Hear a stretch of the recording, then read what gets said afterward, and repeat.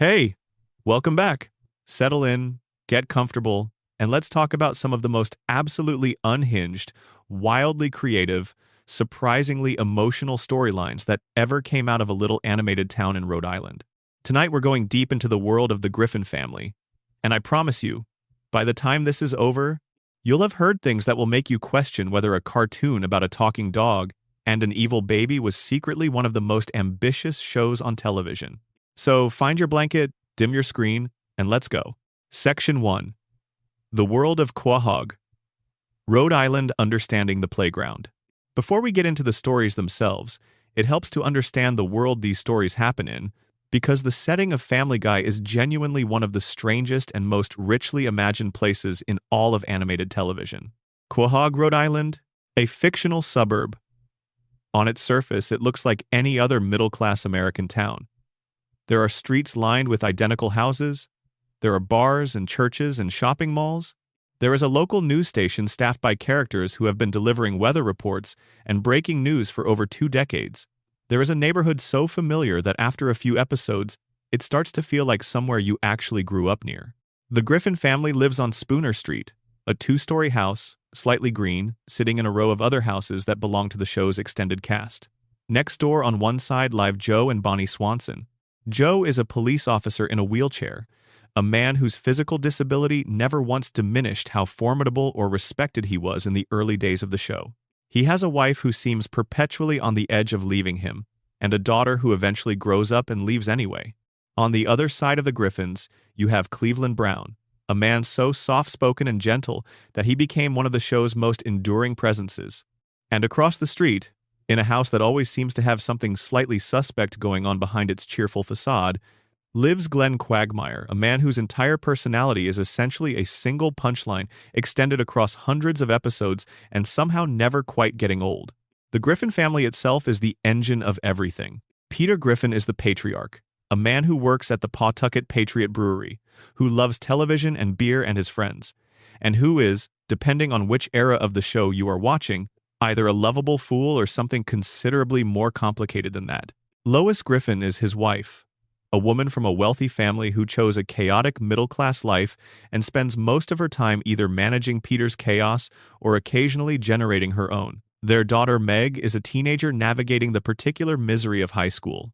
Their son Chris is awkward and sweet and largely uncomplicated. And then there is Stewie. Stewie Griffin is 1 year old. He sits in a high chair. He wears a little red onesie. He speaks with a carefully refined British accent and has, at various points in the show's history, built a working time machine, successfully taken over the world in a simulation, assembled a laser cannon in his bedroom, and spent the better part of 3 seasons actively plotting to murder his own mother. And then there is Brian. Brian Griffin is the family dog. He walks on 2 legs, drives a car, drinks dry martinis, has written a novel that everyone agrees is terrible, and serves as the closest thing to a moral compass the show ever had in its early years, a compass that, it must be said, pointed increasingly erratic directions as the seasons went on. This is the cast. This is the world. And the thing about this world is that it operates on a very particular set of physical and narrative laws that are entirely its own. Characters can survive things that would be instantly fatal in any realistic context. Explosions that would level a city block leave everyone walking away bruised but intact. The continuity of the show is deliberately elastic, which means that dramatic events can happen in one episode and be essentially forgotten by the next, and this is not treated as a flaw but as a feature. The show's universe is a cartoon universe, which sounds obvious but is worth saying out loud, because it is that specific quality of cartoon logic that allows the stories we are about to go through to exist at all. The early seasons of Family Guy, roughly seasons 1 through 3, aired between 1999 and 2002, and they established the core DNA of everything that would follow. The humor was different than sharper in some ways, more willing to let silence and character do the work. The cutaway gags existed, yes, but they were seasoning rather than the main course. The episodes had real structures, with beginnings and middles and ends, and the Griffin family at the center of them behaved like a family flawed, loud, occasionally exhausting, but fundamentally connected to each other in ways that actually mattered. The show was canceled in 2002. Fox, in one of the more spectacular miscalculations in television history, shuffled the show around time slots so aggressively that audiences simply could not find it. It was placed against Frasier on NBC during its second season, which was arguably the wrong fight to pick. Then it was moved to Tuesday nights and went up against the peak of the Who Wants to Be a Millionaire craze. The ratings dropped, as they would have dropped for almost any show under those conditions, and Fox pulled the plug. But something unusual happened in the years that followed. Cartoon Network licensed the reruns for their Adult Swim late-night programming block, at a price that reflected exactly how little Fox thought the canceled show was worth. The reruns began airing in April of 2003, and within weeks, Family Guy was the highest-rated program on the entire block. The viewership boost to Adult Swim was measured at 239%. DVD sales for the first and second seasons sold over 400,000 copies. An audience that had been quietly growing in the background since the show's cancellation suddenly made itself visible, and Fox, the same network that had canceled the show twice, brought it back for a fourth season in 2005. It returned to enormous fanfare, huge initial ratings, and a changed creative atmosphere. Some of the original writing staff had moved on. New writers came in. The dynamic shifted. The show that came back was recognizably Family Guy, but it was not quite identical to the one that had left, and the differences would become more pronounced with every passing season. What we are talking about tonight is not really about whether the show was better in one era or another. What we are here to do is sink into the stories themselves, the actual plots of specific episodes and story arcs that deserve to be laid out in full, because told properly, many of these storylines are genuinely extraordinary. Some of them are deeply funny. Some of them are surprisingly dark. Some of them are both things at once, which is maybe the most interesting category of all. We are going to move through them slowly, with all the detail they deserve, starting with one of the earliest and most ambitious episodes the show ever produced, one that aired back when Family Guy was still in its first run, still building its identity, and apparently decided that the best way to ring in the year 2000 was to blow up the entire world and see what happened next. Drop a comment letting me know where in the world you are right now and what time it is where you're watching. And if you haven't subscribed yet, please do. It genuinely helps more than you might think, and it keeps this kind of content coming. Section 2. The Y2K Apocalypse Da Boom. Season 2, Episode 3, December 1999. The episode aired on the 26th of December, 1999, 5 days before the actual turn of the millennium.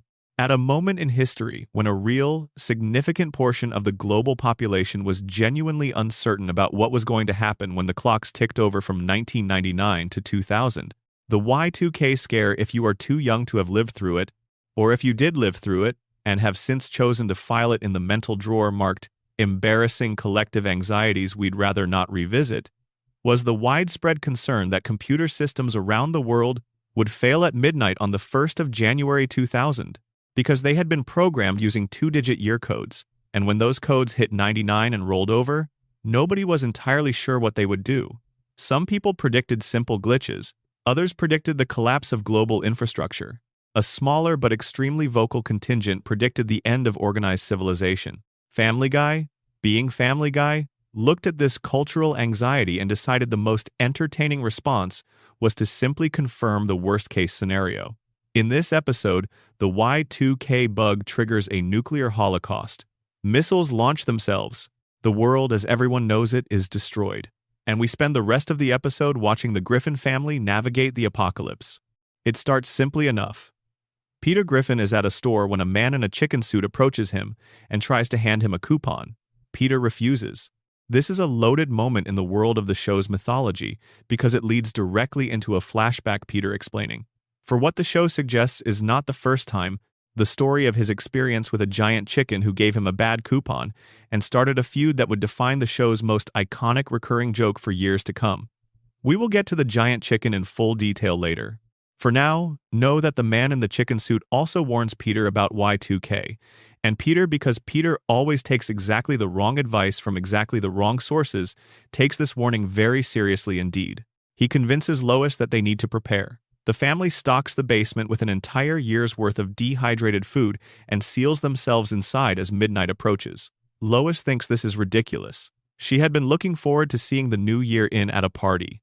The kids are bored and confused. Brian is deeply skeptical.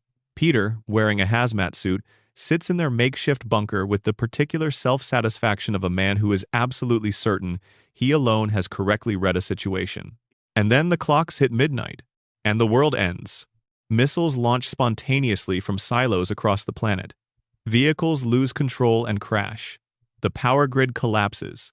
What was, 5 seconds ago, a suburb in Rhode Island is now a smoking ruin. When the Griffin family finally emerges from their basement to survey the damage, their neighborhood looks like a war zone. Several of their neighbors are dead or badly injured. Cleveland Brown and Quagmire, in one of the episode's more visually striking images, have been partially fused together by the blast into a single two-headed entity. The two of them have been sutured together at the torso and now share a single body, walking carefully in the same direction, their combined being referred to for the rest of the episode as Clevemire, or in some tellings, Quagland. The logistics of this are never fully explored, which is the correct artistic decision. Tom Tucker and Diane Simmons, the local news anchors, have survived the apocalypse but appear to have decided that the rules of civilization no longer apply to them, and are found calmly eating their Asian colleague Trisha Takanawa, who did not make it. This is presented not as a horror but as a dark comedy beat. The two news anchors sitting together in the ruins of their studio, discussing whether she is well-seasoned, proceeding with the kind of composed professionalism they normally reserve for weather forecasts. The family, facing immediate hunger, Peter, magnificently, ate an entire year's worth of dehydrated food in the first few days by swallowing it without water and then chasing it with a glass of water that caused him to swell to enormous size and spend the next several hours recovering. Decides they need to move. The plan is to reach the Twinkie factory in Natick, Massachusetts, because everyone in the post-apocalypse has apparently internalized the cultural legend that Twinkies will survive anything, and there is a real possibility that the factory is still intact and full of food. What follows is essentially a road movie through a devastated New England, with the Griffin family leading a ragged convoy of Quahog survivors through radioactive wasteland. Along the way, Stewie is exposed to nuclear waste. This is the detail that makes the episode genuinely strange and genuinely memorable. Stewie, the evil baby genius who at this point in the show's history was still very much in full villain mode, falls into a puddle of nuclear runoff, and the radiation begins to transform him. His arms become tentacles. The mutation spreads. By the time the group arrives in Natick, Stewie has become essentially half baby, half octopus, waddling through the post-apocalyptic landscape on a cloud of tentacles while continuing to speak in his crisp British accent and announce his plans for world domination with the same unhurried elegance he always employed. Octopus Stewie, who still speaks perfectly, who still has a complete and functional intellect, who has simply, as a side effect of the nuclear apocalypse, grown tentacles in place of his legs and lower body. The show does not dwell on this as much as you might hope, but it treats it with exactly the right level of casual acceptance. Of course the baby has tentacles now. What would you expect? It is the end of the world. The group reaches Natick and finds the Twinkie factory still standing, which in the context of this episode qualifies as a small miracle. Peter, being Peter, immediately seizes the opportunity and organizes the survivors into a new settlement. He names it New Quahog. He appoints himself mayor. He begins drawing up rules and regulations. He holds court with the seriousness of a man who has always believed he was meant for power and is delighted to finally have access to it. And then he immediately starts running it into the ground. Peter's mayorship of New Quahog is a compressed satire of every bad political instinct a person can have. He makes decisions based entirely on personal preference and whim. He distributes resources inequitably. He creates policies that benefit himself and inconvenience everyone else. He takes criticism badly and responds to legitimate concerns by doubling down on the things that caused the concerns in the first place. The citizens of New Quahog, who had survived the nuclear apocalypse and trekked across post-apocalyptic Massachusetts and arrived at a functional food source, begin to find that their new settlement is somehow more frustrating than the wasteland they crossed to get there. Meanwhile, Stewie's tentacles have begun producing something else entirely. Eggs. Stewie has started laying eggs in the Twinkie factory, dozens of them. And while this development is briefly acknowledged by the characters around him with roughly the level of concern you would give a minor inconvenience, the eggs keep hatching, and what hatches from them are small, writhing, hungry creatures Stewie's spawn. His offspring? his biological children in the truest and most biologically improbable sense. They begin emerging from their eggs in large numbers and almost immediately start attacking the settlers of New Quahog. The little creatures are aggressive. They are multiplying quickly. The new civilization that Peter so proudly established is under assault from the biological progeny of his baby son. The citizens revolt against Peter's leadership at around the same time the spawn begin their assault, which makes the timing extremely inconvenient for Peter. He is deposed, chased out. The surviving citizens form a mob and pursue Peter and his family out of New Quahog, while Stewie's spawn continue to wreak havoc behind them. The family flees, heading toward a Carvel ice cream factory in Framingham, because once you have committed to the bit that Twinkies survive apocalypses, it is only a small additional leap to believe that Carvel also persists. And then the episode ends with a live-action sequence. This is perhaps the most gloriously bizarre creative decision the episode makes. The entire narrative, the nuclear holocaust, the mutant offspring, the failed post-apocalyptic city-state, is revealed to have been a dream, not Peter's dream. Not the dream of any Griffin family member. The dream of Pam Ewing, a character from the long-running primetime soap opera Dallas, played by Victoria Principal in a brief live-action cameo. Pam wakes up and discovers her husband Bobby in the shower, alive and well, which is a reference to one of the most famously absurd retcons in television history, when the entire 9th season of Dallas was revealed in 1986 to have been a dream sequence. The entire Y2K apocalypse of Family Guy, one of the show's most gloriously deranged early episodes, was the nightmare of a character from a soap opera that ended in 1991. This is the kind of creative move that either makes perfect sense to you or makes no sense at all, and either reaction is completely valid. It is the show operating in a register that is purely its own referential, absurdist, deeply aware of the history of television, and completely committed to ending an already surreal episode with something even more surreal. It is Family Guy in its original form, when the writers were pushing in every direction simultaneously to see what the show could be. The episode is also, incidentally, the first appearance of the giant chicken feud in flashback form, Peter's memory of the bad coupon and the massive fistfight that followed it. A seed planted in the post-apocalypse, growing into one of the show's most beloved recurring stories, which brings us there now. Section 3. The Eternal Feud.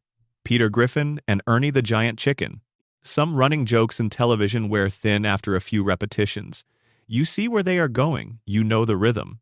By the 5th or 6th time the joke arrives, you are already ahead of it, and the element of surprise that made it funny the first time has evaporated completely.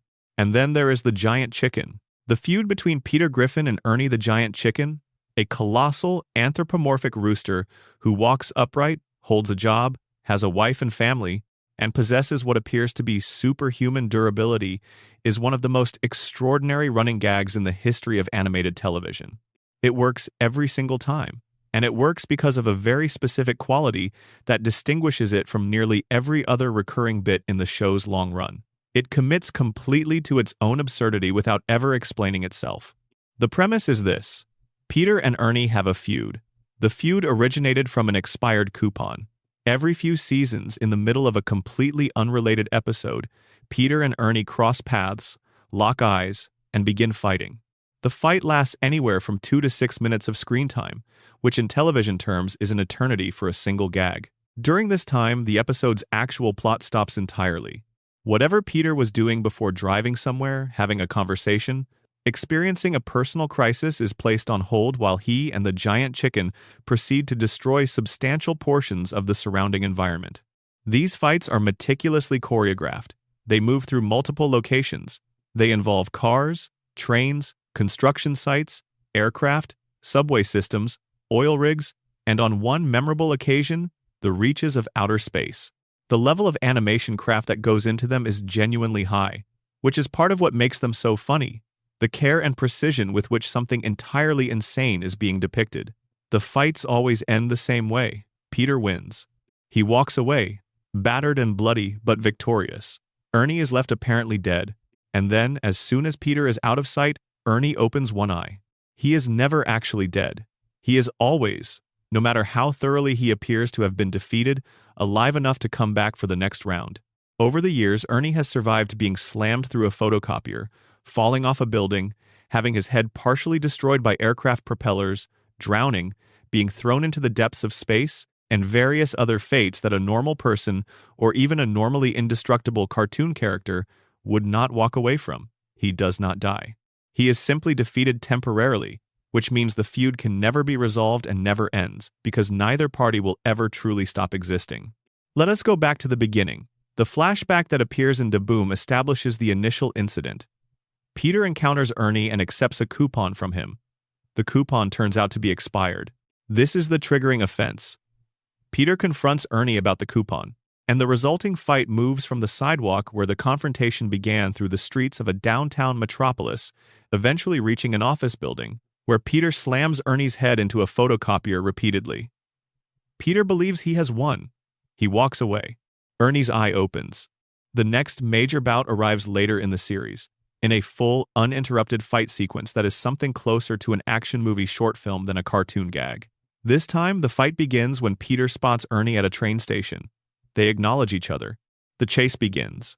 The fight escalates from the train platform to an actual moving train, to a cruise ship at sea to an airport, where Peter gains the upper hand when Ernie's leg gets caught in an airplane's propeller and his head is partially lacerated before Peter throws him clear. The scene is direct and almost loving in how clearly it was referencing the boulder escape sequence from Raiders of the Lost Ark, the propeller moment being a callback to one of cinema's most iconic action images. This ends with Peter, again victorious, walking away. Ernie's leg twitches into the shape of a fist, and you know, with absolute certainty, that he is already planning the next round. What makes these sequences extraordinary is not just the physical comedy, which is excellent, but the complete earnestness with which both characters engage in the fighting. There is no banter during these fights, no quippy dialogue, no pausing to acknowledge the absurdity of what is happening. Peter and Ernie fight with the focus and commitment of men who have thought of nothing else since they last saw each other. The world around them is destroyed, bystanders are injured, infrastructure is damaged across entire neighborhoods, and neither of them ever once pauses to ask whether any of this is perhaps disproportionate to the original offense of an expired coupon. The joke depends entirely on that total lack of perspective. The feud is not being satirized. It is being taken completely seriously by everyone involved. There is a third major encounter that represents a creative high point for the gag, and it is notable because it finally offers a glimpse of what life between these two combatants might look like if they ever stopped fighting long enough to find out. After an extended battle that carries them through the Griffin neighborhood, into the sewers, through a subway system, into a building under construction, and eventually through an airplane and across a Ferris wheel, something unexpected happens. When the fight ends and both Peter and Ernie are sitting in the wreckage they have made, the episode acknowledges that neither of them can quite remember what they are fighting about. The original coupon is so far in the past that it has become abstract. The fight has been going on for so long that its original purpose has been eclipsed entirely by its own momentum. And so Ernie takes Peter to dinner. He introduces him to his wife Nicole, another giant chicken who turns out to be entirely pleasant company. Peter and Ernie sit together like two old soldiers reminiscing about campaigns, two opponents who have earned a kind of mutual respect through years of trying to destroy each other. The dinner is warm and good-humored and carries the strange, gentle quality of a peace treaty between people who have been at war for so long they forgot there was ever a time before the war. Ernie's name is formally given in this scene up until this point. The show had never confirmed what the giant chicken was actually called. Nicole says it casually, the way a spouse would, and it lands with the weight of a genuine revelation. The dinner is interrupted almost immediately. Peter does not let Ernie pay for dinner when the check arrives, insisting on paying himself, and manages in the process to say something insulting about Nicole. Within minutes, the war resumes. The peace lasted approximately 20 minutes. Neither of them was ever going to be able to stop. The later iterations of the feud introduce new variations on the formula. One encounter sends Peter and Ernie tumbling into Stewie's time machine, carrying their fight across history itself, through different eras and locations, until they land in a genetic research lab and then in actual outer space. The fight concludes, as always, with Peter walking away and Ernie beginning to recover. Another version places them in an alternate universe where they are, in the way of alternate universe stories, a married couple rather than enemies, and even in that version, even as partners who have chosen each other, they end up fighting. The implication seems to be that their relationship, regardless of its form, will always be defined by conflict. It is not personal, it is structural. These two were always going to find each other and always going to fight, and no change of circumstances can alter that fundamental truth. The feud has endured across more than 20 seasons of the show, making it one of the longest-running recurring bits in all of animation. Its staying power comes from the simplicity of its premise, combined with the commitment of its execution. An expired coupon. Superhuman durability. A complete refusal to acknowledge that any of this is unusual. That is the entire recipe, and it never stops working because the show never stops believing in it. There is something almost mythological about it when you sit back and think about it in full. The two of them locked in perpetual combat, neither capable of defeating the other permanently. The original cause long since forgotten, the conflict itself now the only reason the conflict continues. If you were a graduate student writing a paper about the show, you could make a convincing argument that Peter and the giant chicken represent something profound about how humans sustain grievances, how the momentum of a fight, once it has gathered enough velocity, becomes self-sustaining and self-justifying, needing no further cause than its own existence. Or they are just an extremely funny cartoon bit about an expired coupon. Both readings are available. Section 4. What if Stewie actually did it? Stewie kills Lois, and Lois kills Stewie. Season 6, Episodes 4 and 5, November 2007. The premise of Stewie Griffin had always contained a kind of narrative inevitability that the show spent its entire early run circling without ever fully committing to. From the very first episode, Stewie had announced his intentions clearly. He wanted to kill his mother. He wanted to dominate the world. These were not vague ambitions or passing whims, they were the organizing principles of his entire existence, and every episode that featured him in a significant role included at least some moment in which these goals were referenced, elaborated on, or actively pursued. But the show never let them succeed. Season after season, the assassination attempts were foiled, the world domination plans collapsed, and Lois remained alive, and mostly unaware of how close she was coming to genuine harm at the hands of her infant son. This was how the show maintained the joke, the eternal almost, the perpetual near miss, the universe apparently conspiring to keep Stewie from accomplishing the thing he had been saying he would accomplish since before he could walk without falling over. By the time the show reached its 6th season in late 2007, it had been 8 years since Stewie first announced his plans. And then the writers made a decision. They would let him do it. The two-part event, Stewie Kills Lois and Lois Kills Stewie, aired on November 4 and November 11 of 2007. They were produced, technically, as a part of the 5th season despite airing in the 6th, which reflects the show's chaotic production history during the period of the Writers Guild of America strike. But from the audience's perspective, they arrived as a single major event, 2 episodes, that promised to finally deliver on a promise that had been 8 years in the making. Part 1 begins with what is, on the surface, a fairly ordinary Family Guy premise. Lois and Peter are going on a cruise. The family has given Lois cruise tickets as a birthday present, and Lois is excited. Peter is less excited, mostly because the tickets are from Brian, and Peter has complicated feelings about Brian doing nice things for Lois. But the cruise is happening. The suitcases are packed. The plans are made.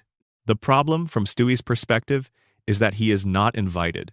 This is presented as the specific trigger for what follows. Not Stewie's grand ambition, not some new elaborate scheme, but a simple, almost petty resentment. Lois is leaving him. She did not ask whether he wanted to come. She did not consider whether he might like to see the ocean from a deck chair, or sample the buffet, or stand at the bow and feel the salt air. She simply assumed that a 1-year-old baby would be fine staying home while his parents took a vacation, which is entirely reasonable and also, in the ecosystem of Stewie's grievances, completely unforgivable. Brian, in a moment that the episode later identifies as the unwitting catalyst for everything that follows, challenges Stewie. He points out that Stewie has been talking about killing Lois his entire life and has never actually done it. He suggests, with the casual skepticism of a character who has heard the same villain speech hundreds of times without ever seeing it executed, that Stewie is all talk, that he will never actually go through with it. This is exactly the wrong thing to say to someone who has been waiting their entire life for permission. Stewie stows away on the cruise ship. He has planned this, thought it through, packed what he needs. When the ship is well out to sea, he finds Lois on the deck at night, standing alone in the wind, frustrated with Peter over some argument that had escalated during dinner. She does not hear Stewie approach. She does not see him until he is right beside her, looking up at her with the calm expression of someone who has made peace with a decision. He pulls out a machine gun. The episode does not cut away. It does not fade to black or soften the moment. Lois is shot multiple times. She falls backward over the railing. She plunges into the ocean. The water closes over her. Stewie watches from the railing as she sinks into the dark water below, and his expression, and this is the detail that makes the scene genuinely affecting despite itself, is not triumphant. It is complicated. He has finally done the thing he has been saying he would do for 8 years. And the experience of doing it is not what he expected. Back in Quahog, Lois is declared missing. The police inform Peter, gently, that the search has been called off. She has been at sea for too long. There is nothing left to search for. Peter is devastated in the way that only Peter can be loudly, messily, with a grief that is entirely sincere even when the expressions of that grief are ridiculous. He starts dating again, which happens faster than anyone would like. Chris is told that his mother is away at a health spa, a lie that Chris accepts because Chris generally accepts what he is told. Meg, per the show's unfailing commitment to using her as a metric of how bad things can get, apparently starts to do better without her mother around, which Stewie notes with the detached interest of a scientist observing unexpected data. A year passes. This is a bold, creative choice to actually let time move, to actually show the Griffin household reorganizing around the absence of Lois rather than resolving the situation quickly. Peter is rebuilding. The family is adjusting, imperfectly and messily, but adjusting nonetheless. And Stewie has largely given up on his plans for world domination. He got what he wanted. The thing that had defined his entire existence has been accomplished. What does a person, even a 1-year-old person with a British accent and a laser cannon, do with themselves after they have achieved the central goal of their life? And then Lois comes back. She was not dead. She fell into the ocean, yes. She was shot, yes. But she was rescued by a merman. The episode offers this detail with complete commitment and zero elaboration and nursed back to health, and has spent the past year recovering and making her way back to Rhode Island. She is alive, she is furious, and she knows exactly who tried to kill her. The second episode, Lois Kills Stewie, picks up directly from the moment Lois announces that her baby son is the one who shot her. The family's reaction is confusion. Peter tries to make sense of this. Joe, being a police officer, is professionally obligated to investigate, and Stewie, facing exposure, decides that if his secret is out and his cover is blown and the comfortable domestic arrangement of the last year is finished, then he might as well go big. He escapes with Brian. They make their way to Washington, D.C. Stewie, using the CIA's supercomputer, gains control of the world's entire power grid. He delivers an ultimatum. Give him power or he cuts the electricity for the whole planet. The CIA, in the form of American Dad characters Stan Smith and Avery Bullock in a delightful crossover cameo, finds itself genuinely helpless against this threat. Stewie is elected, at gunpoint so to speak, president of the world. He immediately begins ruling with an iron fist. His proclamations are broadcast globally. Direct-to-video Disney films are banned. Various other laws are enacted that reflect the particular sensibilities of a 1-year-old with absolute power. The world reorganizes itself around the demands of a baby dictator, and there is something genuinely funny about watching the global apparatus of civilization bend itself to accommodate an infant who is still physically small enough to be carried in one arm. Lois, watching all of this from home, decides she has had enough. She arms herself from Stewie's room. He had an extensive weapons arsenal, which has always been part of the setup, and goes to Washington to end this. The confrontation between them in the Oval Office is the episode's centerpiece, and it is staged with a commitment and energy that genuinely surprised fans when it aired. It is an action sequence, a real one, choreographed and animated with obvious care. Lois against Stewie, a suburban mom from Rhode Island against a baby dictator with access to every weapon ever built, both of them armed, both of them completely serious. The fight is extended and brutal by the show's standards. Lois gains the upper hand. Just as she has Stewie at her mercy and is preparing to finish things, Peter enters the room. And Peter, in a moment of protective paternal instinct that is one of the most genuinely touching things the earlier seasons of the show produced, shoots Stewie himself. He cannot let Lois kill their baby, even knowing everything that baby has done. He shoots him in the chest and then the head. Stewie is dead. Peter and Lois hold each other over his body, devastated and silent. And then the episode reveals its twist. None of it was real. The entire story, the cruise, the shooting, the year of grief, the world domination, the Oval Office battle was a simulation. Stewie had programmed it all into his home computer to see how events would play out. He wanted to know what would actually happen if he killed Lois.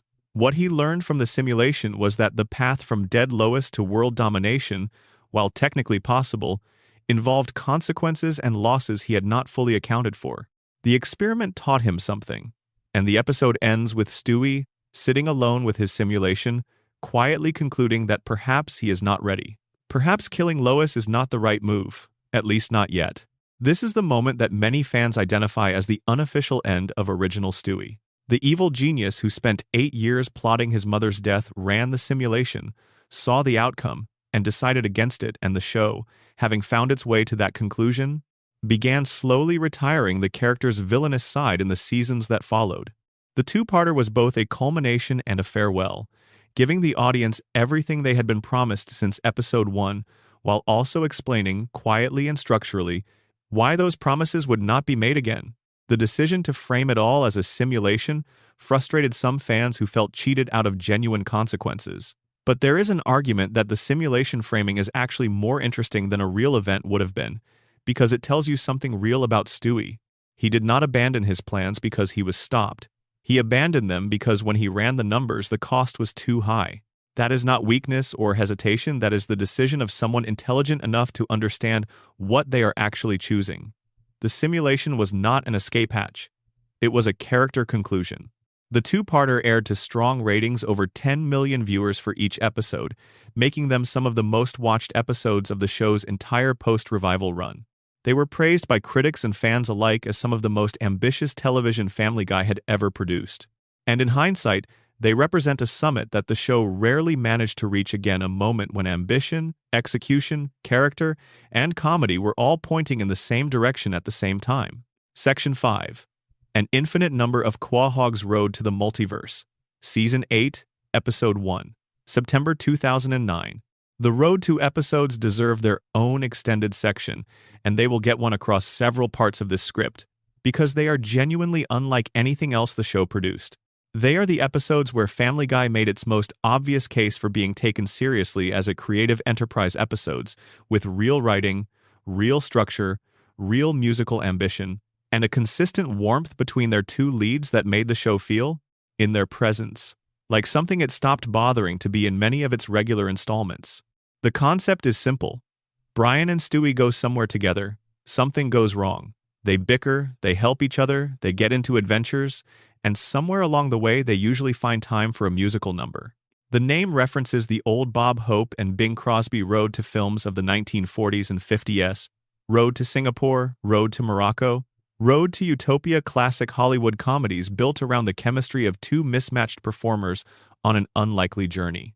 Family Guy transplanted that energy into the relationship between a talking dog and an evil baby, and for the duration of these episodes, it worked extraordinarily well. Road to the Multiverse aired on the 27th of September, 2009, as the Season 8 premiere, and it is considered by many fans to be the best episode the show ever produced. The premise starts with Stewie casually winning a county fair animal contest using a genetically engineered pig that is essentially a cube of pure muscle. When Brian asks where he got such a thing, Stewie explains. He goes to another universe to shop. He has built a remote control that allows travel between parallel dimensions, and there are an infinite number of them, each with its own version of Quahog, each one shaped by different historical circumstances and physical laws. Stewie treats this technology with the same offhand casualness he would give a slightly unusual kitchen appliance. Brian is skeptical in the way Brian is always skeptical of anything he suspects is above his intellectual pay grade, and Stewie is delighted to demonstrate. They step into the first alternate universe together, and the episode becomes something genuinely unlike anything the show had done before, a series of rapid-fire universe hops, each one rendered in a completely different animation style, each one exploring a different version of what the world might look like under different conditions. The first universe they visit is one where Christianity never took hold, and as a result, the Dark Ages never occurred. Without centuries of what Stewie calls scientific repression, human civilization advanced 1,000 years faster. The technology is extraordinary. Everything is gleaming and clean and impossibly advanced. Flying vehicles? Architecture that belongs in a science fiction film? And Meg, who in the main universe is the show's perpetual figure of ridicule, is here a radiantly beautiful woman. This is a quick joke, but it is also a small observation. The premise of the joke is that in a more enlightened world, the person who is considered undesirable in the regular one becomes desirable. You can take that as a simple laugh, or you can sit with its implications for a moment. They continue hopping. The Flintstones universe comes next, rendered in the exact visual style of the old Hanna-Barbera cartoon, complete with stone architecture and prehistoric animals repurposed as household appliances. The characters insert themselves naturally into this aesthetic. Brian and Stewie dropped into a world where everything is expressed in terms of rocks and cavemen jokes, and the episode commits completely to the visual language of its reference without lingering long enough for the joke to expire. Then comes the Disney universe. This is the sequence that many fans cite as the episode's creative peak. Everything shifts to the lush, warm watercolor style of classic Disney animation from the 1940s and 1950s. The Griffin family members become their Disney counterparts: Lois as Snow White, Peter as one of the seven dwarves, Meg as Ursula from The Little Mermaid, Joe Swanson as Mrs. Potts from Beauty and the Beast. And in this universe, Stewie and Brian themselves are drawn in that same style, slightly simplified and rounder and warmer, moving through a version of Quahog that looks like a frame from Cinderella. A musical number begins. It's a wonderful day for pie, and everything about it is pitch perfect. The animation matches the reference. The song is genuinely pleasant. The voice performances land with the right amount of archaic wholesomeness. It is a stunning technical achievement delivered in the middle of a cartoon comedy, and it works so completely that even people who have seen the episode dozens of times find themselves unexpectedly charmed by it every time. Other universes follow. There is a Japanese universe where everything is anime-styled, and the characters have enormous expressive eyes, and the physics operate on the logic of action animation. There is a universe where everyone needs to use the bathroom urgently, which exists purely as a punchline and does its job efficiently. There is a universe rendered in the low frame rate choppy animation of Robot Chicken, which the show's creators clearly enjoyed making because it was a direct callback to a long-running rivalry between the two shows. There is even a brief visit to the real universe, the actual world, captured in live action, where Seth MacFarlane himself briefly appears. But the universe that changes the episode's direction, that gives it its emotional weight, is the dog universe. In this reality, the social hierarchy of the main universe has been inverted. Humans are subservient to dogs. Dogs have developed the intelligence, the culture, the civilization. Dogs wear the clothes and hold the jobs and sit in the armchairs. Humans, by contrast, are pets kept on leashes, fed from bowls, occasionally allowed to sleep at the foot of the bed as a gesture of affection. Brian loves this universe. Of course he does.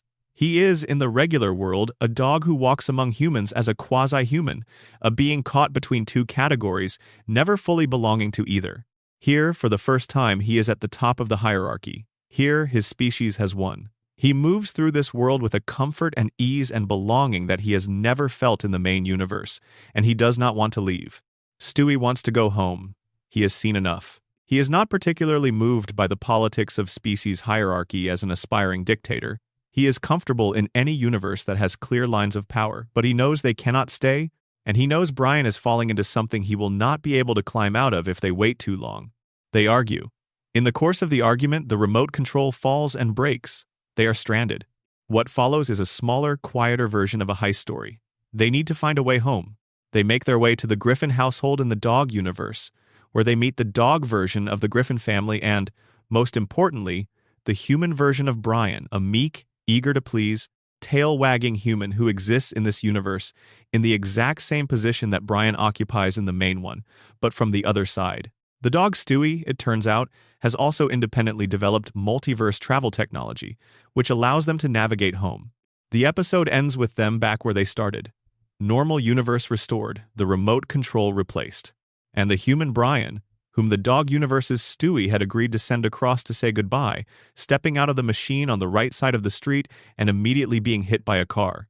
This is the episode's final joke, delivered with perfect timing, the reminder that even in a story about infinite universes and impossible technology, being a human in the wrong universe is simply not safe, and the multiverse does not care about narrative justice.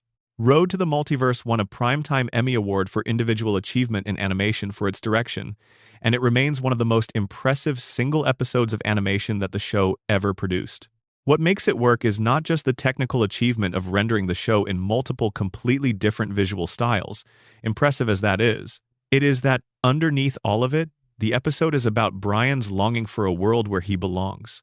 And that emotional core, that quiet sadness underneath the jokes, is what keeps it from being merely a collection of impressive visual gags. Section 6. Mort Goldman and the Wrong Bathroom Road to Germany. Season 7, Episode 3, October 2008. If Road to the Multiverse is the Road to episode that shows what the format can do at its most technically ambitious, then Road to Germany is the one that shows what it can do at its most narratively unexpected. It is an episode about World War II told through the lens of a cartoon comedy, and it should not work nearly as well as it does. The setup is almost insultingly mundane. The neighbors have gathered at the Griffin House to watch the Academy Awards. Mort Goldman, the show's resident pharmacist and a recurring figure who exists largely as a gentle target for Jewish stereotype jokes that the show deployed with varying degrees of success over the years, needs to use the bathroom urgently. He explains with more detail than anyone required, taken both a laxative and a stool hardener simultaneously, and the internal conflict between these two pharmaceutical agents is now reaching a critical point. Meg is in the main bathroom. Mort, desperate, runs upstairs to find another option, spots what he believes is a portable toilet in Stewie's room, steps inside and is immediately transported 65 years into the past. The time machine is not, as any reasonable person would note, particularly toilet-shaped. But Mort's need is extremely acute, and his judgment is impaired accordingly. He steps inside, the machine activates, and when Stewie and Brian come looking for him an hour later and discover what has happened, they follow. They arrive in Warsaw, Poland. The date is the 1st of September 1939. Brian has a vague awareness that something significant happens on this particular date in Poland, but the specific details are hazy, and he decides they have time to look around before things get complicated. They attend a Jewish wedding that happens to be a gathering of Mort's extended family, who are delighted to see him. Mort initially assumes he has arrived in heaven, an assumption so pure and guileless that it almost qualifies as sweet.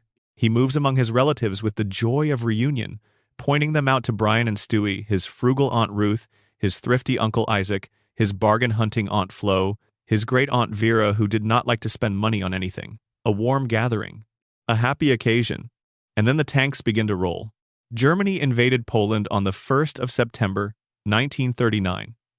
This is historically accurate, and the episode does not soften the depiction. The tanks are drawn with the same care as everything else, but their arrival carries a weight that the episode's first few minutes had not prepared the audience for. Within seconds of their arrival, the wedding is disrupted, the street is in chaos, and Brian, Stewie, and Mort are running through occupied Warsaw trying not to be killed. The return pad, the device that would normally allow Stewie to travel home, is broken. They cannot simply leave. They need to find a way to fix it, and fixing it requires uranium. The plan, such as it is, involves making their way across war-torn Europe to obtain the necessary components, which means crossing through Nazi Germany during the Second World War, which is not a situation most time travelers would choose to be in. What follows is a chase story told through a series of action sequences that the episode's writers clearly had enormous fun designing. The show's usual comedic sensibility does not disappear during any of this. There are still jokes, still the particular timing and delivery that defines Family Guy at its best, but there is also a genuine sense of stakes, of genuine danger, in a way that the show rarely allowed itself. These are not cartoon stakes. The historical backdrop is real enough that it does not permit the kind of casual indifference to consequences that the show's normal physics allow. The trio disguises themselves in Nazi uniforms to infiltrate a weapons laboratory in Berlin, and in doing so produce one of the episode's sharpest visual gags. When Stewie looks down at his uniform to check it, he notices something on the lapel, a campaign button, a political endorsement button. The specific political endorsement being represented on a Nazi officer's uniform in 1939 Berlin is delivered as a deadpan political joke that the episode trusts the audience to recognize without explanation. It is the kind of joke that works on multiple levels simultaneously, funny on its face, funnier when you think about the specific historical period, and funniest when you consider who is wearing it. Inside the weapons facility, Stewie manages to disguise himself as Adolf Hitler to gain access to the uranium. This goes as well as any plan involving pretending to be Adolf Hitler in a room full of actual Nazis can be expected to go, which is to say it almost works. The real Hitler appears. He is fooled at first. Stewie, perhaps predictably, cannot resist taunting him, because Stewie cannot resist taunting anyone from a position of apparent advantage. Hitler demands the trio be executed, but the rules of the road to format require that they be given a chance to escape through performance, and Brian and Stewie begin to set up a musical number only for Mort to interrupt them and demand they get back in the time machine immediately, because Mort Goldman has officially had enough of World War II and wants to go home. This interruption is the episode's funniest structural joke. The Road to episodes always have a musical number. It is the defining feature of the format. The audience knows it is coming. Brian and Stewie know it is coming. And then Mort, a character who barely appears in Road to episodes and has no appreciation for their conventions, simply refuses to participate. The moment the number begins, he cuts it off. The show acknowledges what it is doing, winks at its own formula, and then uses that wink to get everyone out of a room full of murderous Nazis via time machine. The return to the present involves a classic time travel complication. They arrive 30 seconds before Mort originally stepped into the machine. A duplicate of Mort now exists, the Mort they have traveled with, and the Mort who is about to accidentally step into the time machine again and initiate the entire sequence. Stewie's solution to this is to prevent the loop from beginning. He dispatches the Mort they have traveled with, destroying the time machine in the process, so that the original Mort, the one who is about to step inside, finds only an empty Stewie's room with no unusual equipment in it, and soils himself instead. This is a dark ending for an episode that was already darker than it had any right to be. But it is dark in a way that feels consistent with the episode's overall willingness to take its subject matter seriously. Road to Germany is the Road to episode that most treats its setting with genuine respect, not making light of the Holocaust or treating the Nazi occupation of Poland as simply a backdrop for gags, but using the historical reality as a source of genuine dramatic weight while still operating within the comedic logic of the show. It is a tonal line that is genuinely difficult to walk, and the episode walks it with more success than it had any business expecting. Section 7. The Day They Tried to Kill Santa. Road to the North Pole, Season 9, December 2010. There is a subgenre of Christmas special that exists to comfort. The warm lighting, the familiar music, the story of a character learning the true meaning of the holiday through some gentle misadventure before everything resolves in a glow of goodwill. These specials exist to be harmless, to be soothing, to be the televised equivalent of a warm cup of something at the end of a cold day. Road to the North Pole is not that kind of Christmas special. It is genuinely one of the darkest things that Family Guy ever produced, and it is all the more striking for how long it takes to reveal itself as such. It begins with what appears to be a perfectly conventional setup. Stewie wants to see Santa Claus. He goes to the mall, he waits in line. He sits on the mall Santa's lap, announces his demands with the composure of someone reading from a prepared list, and is brushed off by a tired, visibly irritated man in a red suit who has been doing this job for 8 hours and has run out of patience. Stewie does not take this well. He decides that Santa's rudeness must be addressed. He decides he is going to the North Pole to confront him. Brian, characteristically, does not want to do this. He knows perfectly well that going to the North Pole is not a reasonable activity. He knows the journey will be difficult and probably pointless. But Stewie has decided, and when Stewie has decided, Brian tends to end up going along. The journey to the North Pole is depicted through a genuinely charming montage that leans into the Road to format's love of musical performance. They travel through progressively harsher terrain, hitchhike, avoid dangerous situations, encounter the expected complications of two characters entirely unsuited to Arctic exploration, attempting to cross one of the most inhospitable environments on Earth. It is funny and warm and carries the light adventure serial energy of the best Road to episodes. And then they arrive. Santa's workshop, as depicted in this episode, is not the warm, magical place of every Christmas story you have ever heard. It is a nightmare. Santa himself and the show depicts him as a real physical entity, Not a metaphor or a character in a story, but an actual being who actually exists and actually delivers presents and has been doing so for as long as there have been children to receive them is dying. He is exhausted. His workshop is collapsing. His elves are hollowed out, overworked shells of beings who have been operating without rest for years. The industrial scale of Christmas gift production has, over decades of acceleration as consumer culture expanded and children's wish lists grew ever longer and more expensive, pushed Santa's operation to its absolute breaking point. The North Pole has become a factory operating under conditions that would fail any reasonable inspection. The elves are not happy little makers of wooden toys. They are shift workers on an impossible schedule, producing iPhones and gaming systems and complex electronics in quantities that a single workshop at the top of the world is not designed to handle. They have been doing this for too long without adequate rest, and it shows in their faces and their posture and the quality of the light in their eyes. Santa is barely coherent. He is emaciated. He is failing. The magic that has sustained him for centuries is running dry because Christmas, as a cultural phenomenon, has expanded beyond the point where one being, even a magical one, can carry it alone. And nobody has thought to ask whether he needs help, because nobody has thought to ask whether he is okay, because in every version of every story, Santa is simply there, doing the work, every year, without complaint or limit. Brian and Stewie, having traveled to the North Pole specifically to allow Stewie to confront Santa about his earlier rudeness, find themselves facing something rather more serious than they expected. Santa cannot deliver the presents this year. He simply cannot. He is not capable of it. The elves are overwhelmed. The reindeer are exhausted. Christmas is going to fail unless someone steps in. Brian and Stewie decide to deliver the presents themselves. This is where the episode becomes something genuinely harrowing in the best possible way.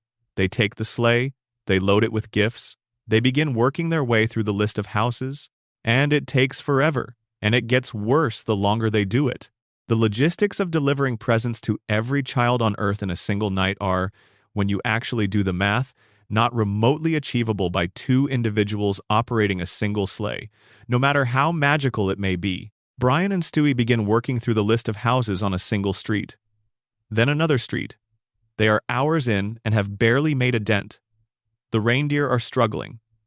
The presents are heavy. The night is not getting any shorter. And as they work through house after house, the episode begins illustrating what actually delivering to each house involves: the specific, particular presence of a family asleep inside, trusting in something they have been told since childhood, the quiet vulnerability of people at rest believing the world is being taken care of.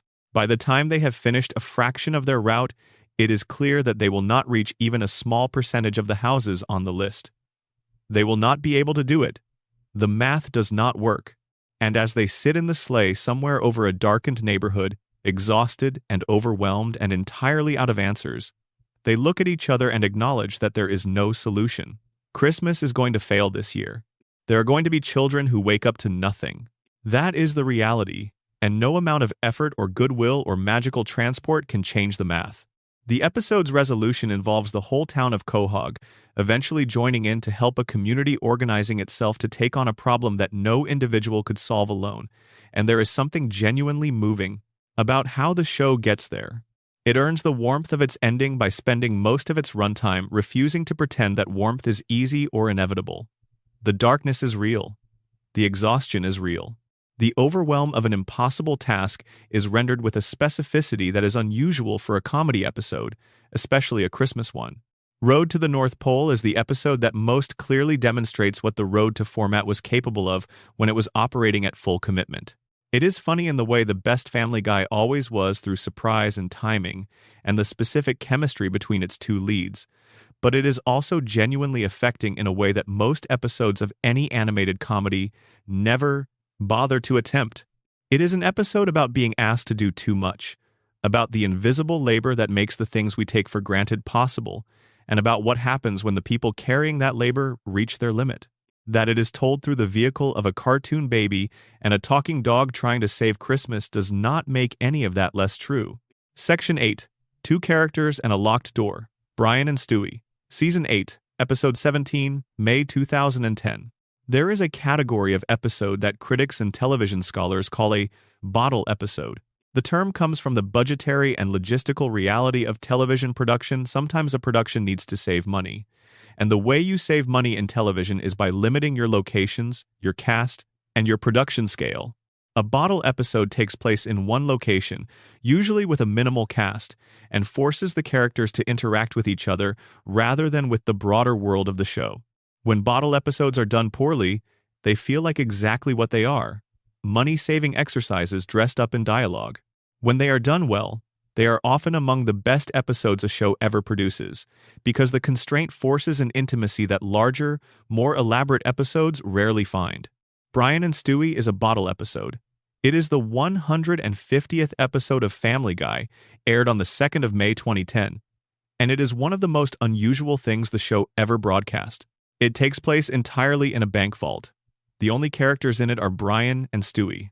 There are no cutaway gags. There is no other storyline. There is no B-plot. There is, in the entire runtime of the episode, almost no music. It is, for Family Guy, an act of radical restraint. The setup is fast and clean. Brian has a safety deposit box at the local bank. He brings Stewie along on a Saturday afternoon to access it. While Brian is going through the contents of his box, which include a small sweater he wants to show Stewie, Stewie decides he wants to leave. He heads for the vault door, and the vault door, on its automatic timer, closes and locks behind him. They are sealed inside. The bank will not be open until Monday. It is Saturday afternoon. They are trapped for the weekend. What follows over the next 20-plus minutes is a genuine two-hander, a piece of theater, essentially, in which two characters who know each other very well are forced to be alone together with nowhere to go and nothing to distract them, and are therefore obligated to actually talk to each other. Not the usual banter, not the quick exchanges that punctuate the normal show, but extended conversation, the kind that happens when there is genuinely nothing else to do. The first layer of the episode is physical comedy. Stewie, startled when the door locked, soiled his diaper. He is wearing it. There is nothing he can do about it. Brian is horrified. The solution that the episode eventually arrives at, the one that allows Stewie to survive the weekend in some degree of physical comfort, is too unpleasant for Brian to consider, and Stewie leverages it with the particular precision of someone who understands exactly how much negotiating power their situation provides. This produces several of the episode's grosser jokes, which are, in context, genuinely funny because they are grounded in a real predicament rather than simply deployed for shock value. But the episode's emotional core is not the scatological humor.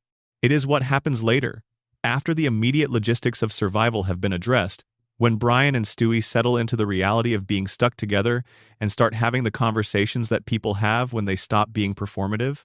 Brian finds a gun in his safety deposit box. When Stewie asks why Brian keeps a loaded weapon in a bank vault, Brian's answer is not funny. He keeps it there in case he ever wants to end his life. This is not a throwaway line.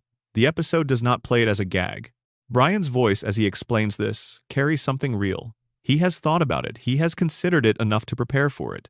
He does not know if he will ever use the gun, but he wanted to have the option available to him, safely stored away, for the day when the weight of being alive becomes more than he wants to carry. Stewie's response to this is not comic relief. He is still, in this episode, the character who genuinely loves Brian, not yet the more erratic, harder-edged character he would become in later seasons, but the Stewie who, underneath all the schemes and the British condescension and the elaborate villainy, has a real and deep attachment to this dog. He is frightened by what Brian has told him. He asks questions. He tries to understand. Brian talks about feeling purposeless, about the failed writing career, the novel that everyone considers terrible, the sense that he has been walking alongside the human experience without fully belonging to it. He is a dog in a human world, which means he is never entirely accepted by either category he occupies. He has friends, he has a family that tolerates him and often genuinely loves him. He has Brian and Stewie, which is the closest thing to a real partnership either of them has. And still, Stewie, hearing all of this, does not offer solutions. He does not tell Brian that things will get better or that he is wrong to feel what he feels. He does not perform comfort. He tells Brian that without him, he would be lost. That Brian is necessary to him in a way that Stewie has rarely articulated and almost never allows himself to feel. That whatever purposelessness Brian experiences looking outward, inward, in the specific direction of Stewie Griffin, he is not purposeless at all. The episode ends quietly. The bank opens on Monday morning. They gather themselves. Brian carries Stewie, who has fallen asleep, out of the vault. The world outside resumes. Nothing is resolved in the grand sense. Brian still has his gun, still has his doubts, still has his complicated relationship with his own existence. But something has been said between them that was true and real, and the episode trusts the audience to understand that truth does not always fix things. Sometimes it just makes them known. For a show that built its reputation on rapid-fire cutaways and shock comedy, Brian and Stewie stands as proof that the talent was always there for something quieter and more careful. The episode was written by Gary Janetti, who had been with the show since its original run, and the voice work from Seth MacFarlane, playing both characters in essentially an extended conversation with himself, is remarkable. It was nominated for a Writers Guild Award for Comedy Series. It remains, by the consensus of fans and critics, one of the best 22 minutes of television the show ever produced. Section 9. The Day Brian Died, Life of Brian and Christmas Guy. Season 12. Episodes 6 and 8. November-December, 2013. There are moments in television that transcend the show they occur in and become something broader, events that enter the cultural conversation in a way that outgrows their original context. The death of a character. The unexpected ending of a story. Something that happens on a Tuesday night that people are talking about on Wednesday morning, in a way that feels less like entertainment gossip and more like a collective processing of something unexpected. The death of Brian Griffin, in the Season 12 episode Life of Brian, was one of those moments. The setup is almost heartbreakingly simple.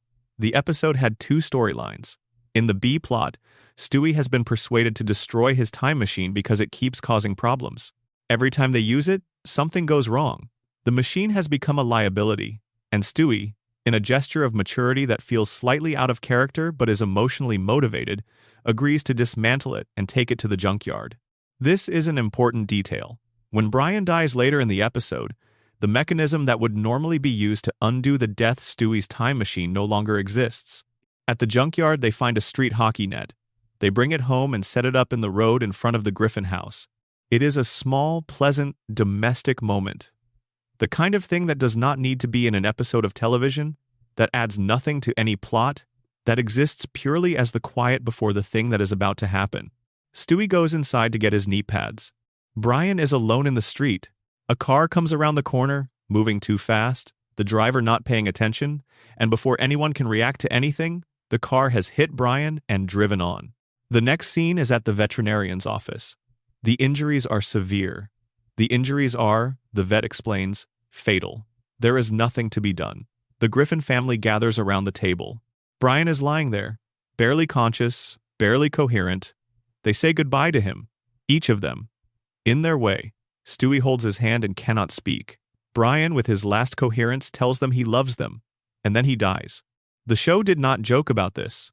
There was no cutaway, no sudden laugh line to release the tension. No moment in which the show broke from what it was doing to wink at the audience and signal that this was not really happening. It was happening.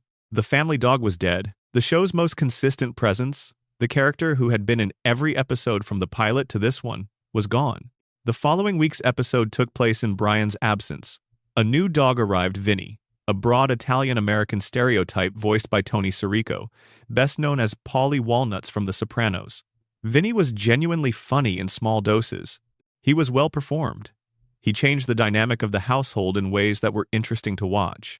And the episode that introduced him took the grief of Brian's absence seriously enough to give it weight to show the family, especially Stewie, attempting to process the loss. But Stewie could not. The emotional logic of the episode is precise and painful. Stewie had just destroyed the time machine. He had done it voluntarily, reasoning that the machine was more trouble than it was worth. And now, Brian was dead, and the machine was gone, and there was no way back. The one resource that could fix this irreversible event had been removed from the equation at the worst possible moment. Stewie tries to rebuild the machine from scratch. The parts are unavailable. His usual supplier has been arrested. He is stuck. Brian is dead, and Stewie has no way to undo it. The episode that resolved this storyline, Christmas Guy, aired 2 weeks after Brian's death. It is one of the show's finest emotional pieces. Stewie, miserable, trudges through the Christmas season in a quahog that feels wrong without Brian in it. He is at a mall when he encounters another Stewie, the Stewie, from a previous Christmas episode, one of the Road to the North Pole, complete with the time machine he was carrying in that episode. Future Stewie, the Stewie from Life of Brian, who is now trying to fix what happened, tells his past self what he needs from him. He needs the time device. He needs to borrow it for 10 minutes. He needs to go back to the moment before Brian was hit and move him out of the street. And the past Stewie, looking at the future version of himself and understanding immediately what has happened, what kind of loss has occurred to produce this desperate, grief-hollowed version of himself standing here in a mall, hands it over without argument. Stewie runs. He runs through the mall, through the streets, through the frantic Christmas crowds. He arrives at Spooner Street. He is in time. Brian is in the road, the hockey net is set up, Stewie's past self has gone inside to get knee pads. The car is coming around the corner. Stewie grabs Brian and pulls him out of the street. The car passes. Brian is alive. Stewie hugs him so hard that Brian has to ask him to let go. The episode ends there. Brian is alive. The timeline has been restored. Everything is as it was before. Fans were furious. Not about the resolution, but about the manipulation of it, about the sense that the show had killed Brian as a rating stunt, knowing from the beginning that it would bring him back, and had used the genuine grief that the audience felt to generate attention and viewership for a few weeks before undoing everything. Seth MacFarlane later confirmed that the writers had been surprised by the intensity of the fan reaction. "We thought it would create a little bit of a stir," he said, "but the rage wasn't something we counted on. The rage was real. And it was real because the grief was real. People cried when Brian died. They signed petitions. They flooded social media with their reactions. The death made national news. Characters in animated shows die sometimes, but Brian Griffin's death produced the kind of audience response usually associated with the deaths of much-beloved characters in much more prestigious television.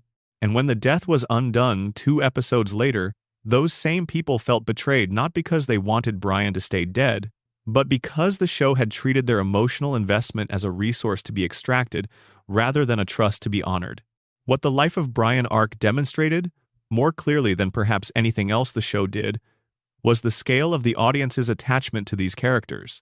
Even at this stage of the show's run, even after years of the characters becoming harder to root for, even after the writing had drifted in directions that many fans found frustrating, Brian Griffin remained someone that people genuinely cared about. The thought of losing him produced genuine distress in millions of people. That kind of attachment does not come from nowhere. It comes from 12 seasons of a character being real enough, being warm enough, being lovable enough in his earliest and best incarnations, to have genuinely lodged himself in the emotional lives of the people watching. The death was a stunt, but the grief was not. Section 10.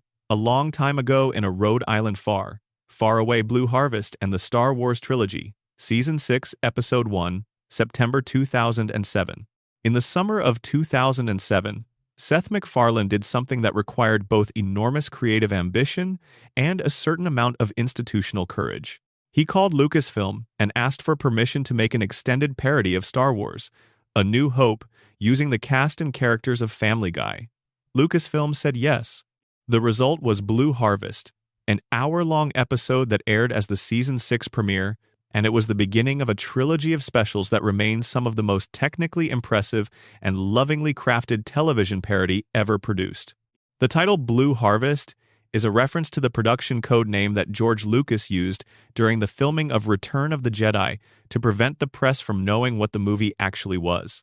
It is the kind of reference that signals, from the very first moment, that these are people who know the source material deeply and are bringing that knowledge with genuine affection rather than dismissal. The framing device is elegant. The Griffin family is watching television when the power goes out. They are sitting in the dark with nothing to do.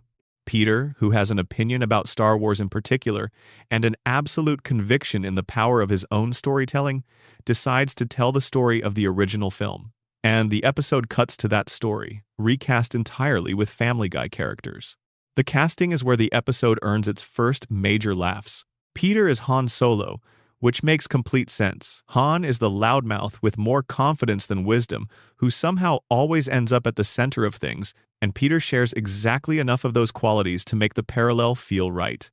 Lois is Princess Leia, Again, a natural fit, the competent woman surrounded by idiots, trying to hold the mission together while everything around her collapses. Chris is Luke Skywalker, which works for the same reason, the inexperienced, earnest young person who finds out he is more important than he thought. Brian is Chewbacca.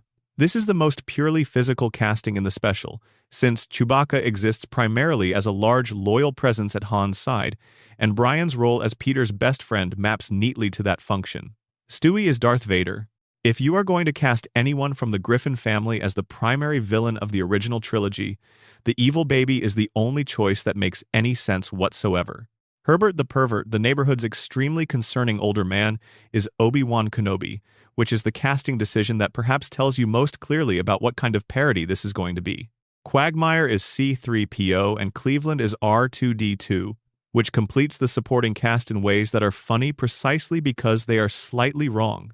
Quagmire's sexually predatory personality, filtered through the anxious, talkative protocol droid, produces something deeply uncomfortable and extremely funny, while Cleveland's characteristic calm brings a gentleness to R2-D2 that the original character, all electronic beeps and robotic urgency, decidedly lacked. Meg, in the tradition of Meg's treatment throughout the show, is cast as a minor character, specifically the tentacle monster that briefly grabs Luke in the Death Star's trash compactor. The episode follows the plot of A New Hope fairly closely, which is the right creative decision. Parody works best when it has a firm foundation to play against, when the audience knows exactly what should happen next, and the comedy comes from the specific ways that the Family Guy characters deviate from what their Star Wars counterparts would do. Han Solo would never install a couch in the Millennium Falcon's cockpit. Peter Griffin absolutely would, and does, reasoning that it makes shooting things much more comfortable.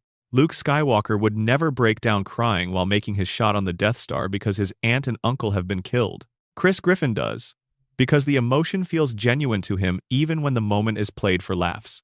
The opening crawl of the film is parodied as an extremely expository text that immediately reveals all the major plot twists. Darth Vader is Luke's father, Leia is Luke's sister, before trailing off into a discussion of Angelina Jolie's career choices that has nothing to do with the film. It is a neat encapsulation of the special's comic approach, deep familiarity with the source, willingness to deploy that familiarity as a weapon, and complete commitment to absurdist tangents.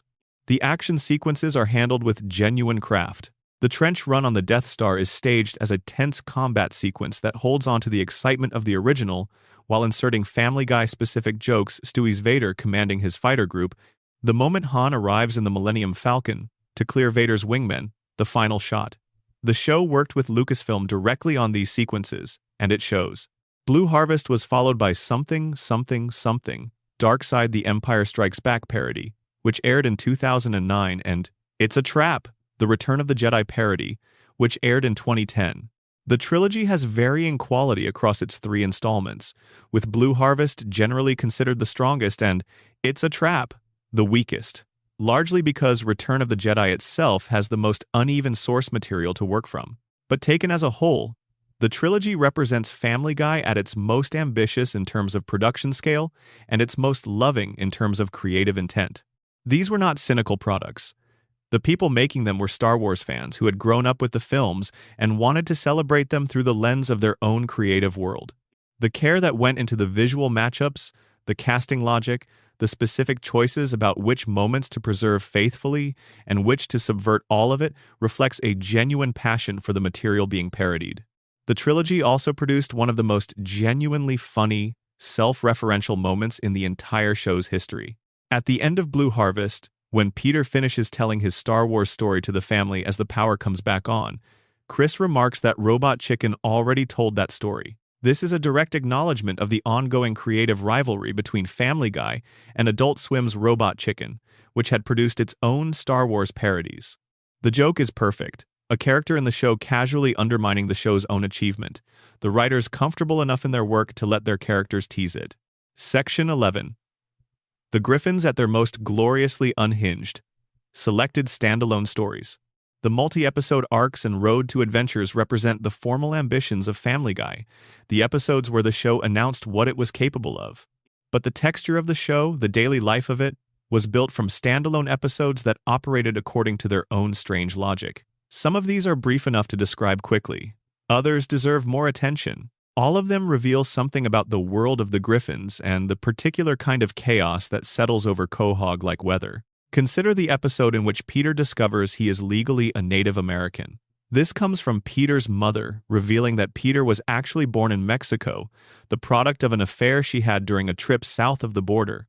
The specifics of how this leads to Peter claiming Native American heritage involve a complicated and deliberately ridiculous chain of legal reasoning that the show is not particularly interested in making airtight. What matters is the result. Peter has a legal claim that allows him to operate outside normal municipal regulations. He begins exploiting this immediately and enthusiastically. He converts the Griffin House into a casino. He establishes his own sovereignty and starts making declarations about what does and does not apply to his household. Peter has always wanted the freedom to do whatever he wants without consequences, and the Native American storyline gives him a temporary and legally nonsensical mechanism for approximating that freedom. The episode collapses this premise as quickly as it establishes it, because the show is always more interested in the explosion than in the cleanup.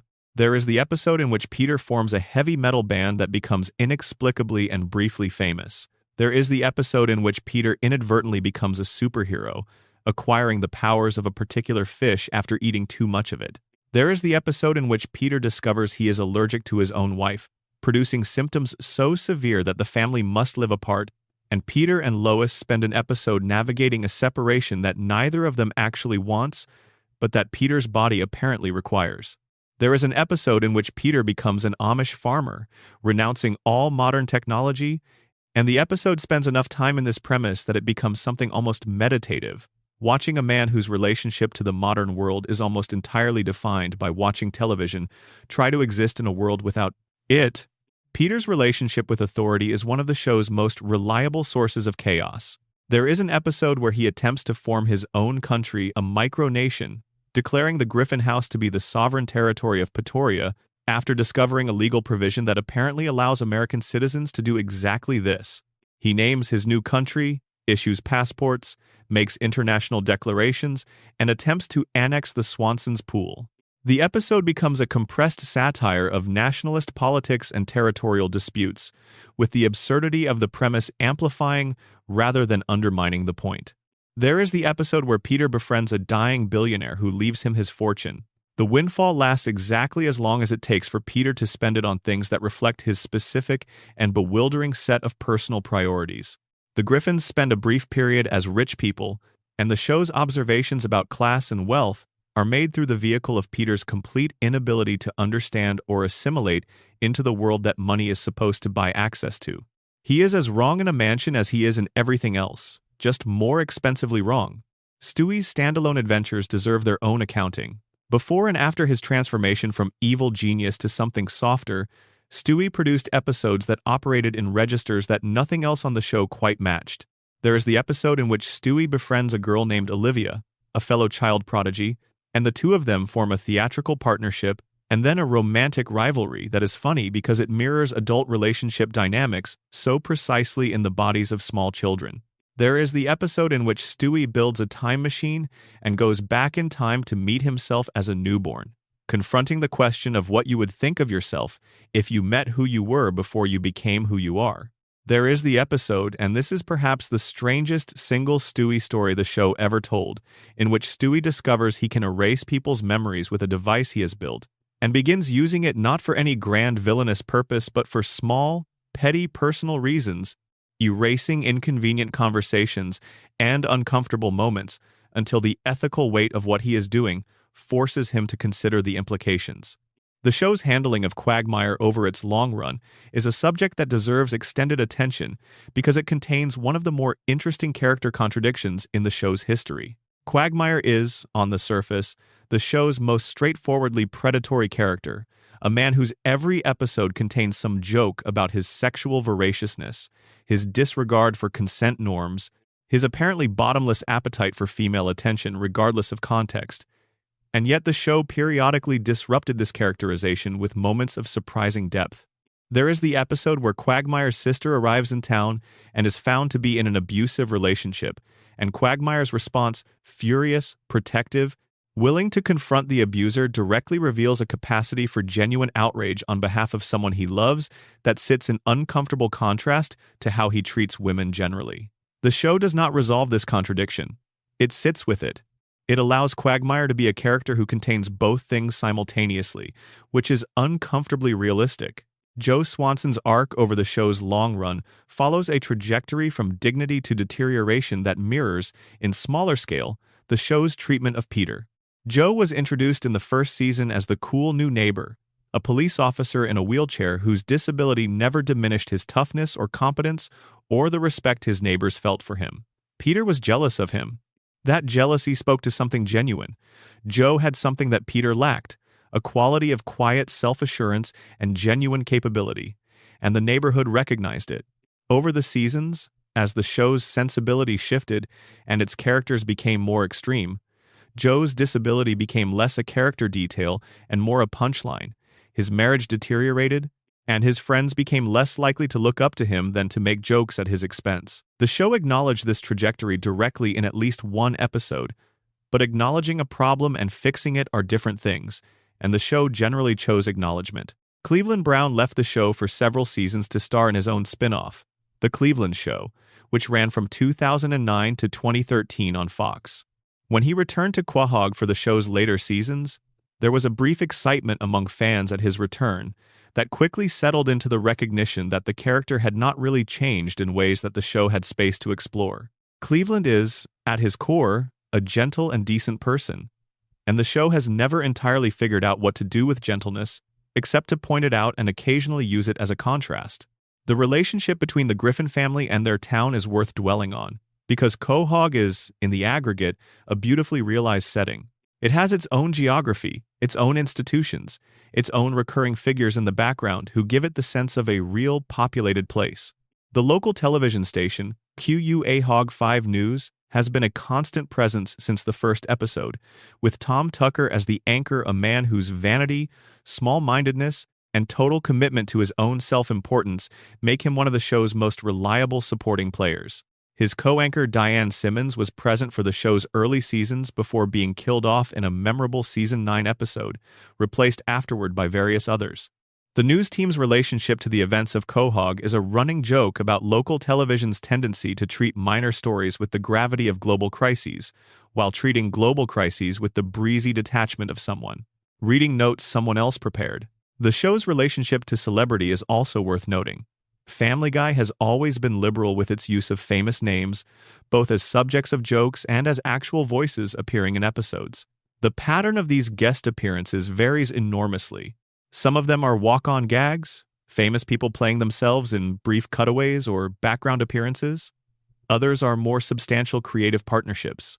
Neil Diamond appeared in an episode early in the show's run and seemed entirely comfortable with the way the show treated him. Patrick Stewart appeared multiple times, most memorably as the CIA director Avery Bullock in American Dad and in the Stewie Kills Lois two-parter. The long list of guests who passed through Quahog over the decades is a useful index of the show's cultural reach and of the strange appeal it had for people who might not normally associate themselves with its brand of humor.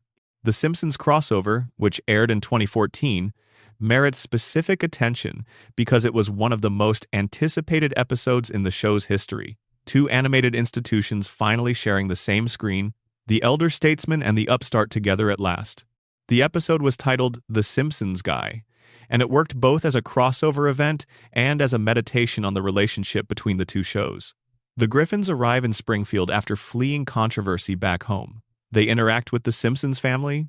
The two families discover both how similar and how fundamentally different they are. The episode stages its confrontation between the show's respective dogs, Brian Griffin versus Santa's Little Helper, and its famous final confrontation between Peter and Homer, who fight in an extended sequence that is both the episode's biggest laugh and its most honest acknowledgement of what the relationship between the two shows has always been. Section 12. What these stories tell us: the deeper current running through the chaos. We have spent considerable time now moving through a selection of the most ambitious, most unusual, most memorable storylines that Family Guy produced over its long and uneven history. And there is a question that emerges naturally from that journey, which is, what do these stories tell us, taken together, about the show that produced them? The answer, I think, is more interesting than the show's cultural reputation might suggest. Family Guy is known primarily as a shock comedy, a cutaway machine, a collection of rapid-fire jokes disconnected from any deeper purpose. That reputation is not entirely unearned, particularly for the show's middle and later periods. But the stories we have been through tonight suggest something else alongside that reputation, a show that was, at its best moments, genuinely interested in the world it had built and the characters who inhabited it. The Y2K episode is funny and anarchic, but it is also a real story with a beginning and a middle and an end. One that has something to say about collective anxiety and the foolishness of apocalyptic thinking. The Giant Chicken Saga is absurdist in the purest sense, but it has an internal mythology that rewards attention, a feud that outlasts its original cause, a cycle that neither participant can escape, a piece that was genuinely achieved and genuinely lost. The Stewie Kills Lois two-parter made a promise 8 years in the making and kept it, at least within the logic of a simulation, and in doing so said something real about how we process the gap between who we imagine ourselves to be and what we are actually willing to do. The Road 2 episodes built a friendship over many installments that became one of the most affecting relationships in all of animated television, not because it was uncomplicated, but because it was real in the specific way that relationships between very different people who genuinely need each other tend to be real. Brian and Stewie is perhaps the clearest statement of what the show was capable of when it chose to go there. A bottle episode, no cutaways, no music, just two characters in a room, talking honestly. One of them revealing something dark and true about himself, the other receiving it with something that deserves to be called love. For a show whose cultural identity was built so heavily on deflection and irony and rapid-fire surface comedy, that episode was an extraordinary act of vulnerability.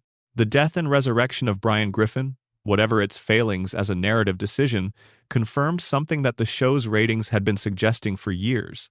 The audience had never stopped caring about these characters. The reaction to Brian's death was not proportionate to the show's current quality. It was proportionate to the depth of feeling that the early seasons had installed, the emotional debt that had been accumulated across 12 years of living with this family. People cried because they remembered who Brian was at his best, and the death reminded them of that version of him even in the context of a later, more complicated version. And the Star Wars trilogy, taken as a whole, is simply a love letter. A statement that the people making this show had grown up on the same stories, and the same films, and the same television as the people watching it, and that the bond formed through shared cultural experience is real and worth honoring. Blue Harvest is a parody, but it is a parody made by fans, and you can feel the difference. There is something else worth sitting with, and it is this: Family Guy. Across its better episodes and its worse ones, across its early seasons and its later ones, across its ambitious creative peaks and its exhausted coasting valleys, has spent over 25 years existing in the specific reality of an American family in a specific kind of American town. The Griffins are a working-class family. Peter works at a brewery. They live in a house that they are perpetually a few catastrophes away from losing. They go to a bar down the street with their neighbors. Their children go to local schools. Their family doctor is a man who may not be entirely competent. Their local government is represented by a mayor who is, without question, the worst possible person for the job. These details are funny, but they are also grounding. The chaos that Family Guy generates is the chaos of a specific social reality, the chaos of people who have neither the resources nor the stability to absorb the consequences of what they do, who live close enough to the edge that a bad week becomes a serious crisis, who are embedded in a community close enough that what happens to one household affects all the others. The show has always been, underneath the cutaways and the shock humor and the elaborate science fiction premises, about a family trying to get through the week. The difference between the early seasons and the later ones is often just the degree to which that underlying reality is treated as something worth preserving. The episodes we have covered tonight, the apocalypse story, the endless feud, the simulation of death and domination, the journey through infinite universes, the escape through history, the dark Christmas, the bank vault, the death of a dog. The Star Wars retelling are the episodes that remembered that underlying reality even while departing from it spectacularly. They are the episodes that understood that the most effective comedy, the most effective storytelling of any kind, is always rooted somewhere real. The spacecraft and the time machine and the multiverse remote control all come back to the same street, the same house, the same family, the same dog. And there is, when you add it all up, something almost sweet about that. Something worth returning to, late at night, when you want company without effort, stories without stakes, a world where the damage is always undone and the family is always together by the end, even after everything they have put each other through. That is what Family Guy offered at its best. A house that the Griffin family kept coming home to no matter what had happened. A street that was always recognizable. A bar where the friends were always there. The world outside could end literally, as it did in the second season, and still they would find each other in the wreckage and start walking toward the next Twinkie factory. Still, Brian and Stewie would be sitting together in some improbable location, bickering and caring for each other in the same breath. Still, Stewie would be building something in his room that nobody around him fully understood. Still, Peter would be making a decision that would change everything. And still, Lois would be watching him with the expression of a woman who has accepted this as the terms of her life and, mostly, made peace with it. These are the things that make a story worth telling. These are the things that make a world worth visiting, even when the world is exhausting, even when the characters in it are making choices you cannot entirely justify. The house on Spooner Street. The family that keeps ending up back inside it. The stories that happen every week that are sometimes brilliant and sometimes lazy, and sometimes something neither of those things, something stranger and more specific and harder to categorize, something that can only be described as Family Guy, which at its best was a description worth giving. Settle in, close your eyes if you want to. We've been through quite a journey together tonight, and there will be more to explore another time. The Griffins will be there when we get back. They always are. If you made it this far and you are still awake, then, first of all, respect. This was a long one, and I genuinely appreciate you spending your night with it. If you enjoyed this, please do hit the subscribe button if you haven't already.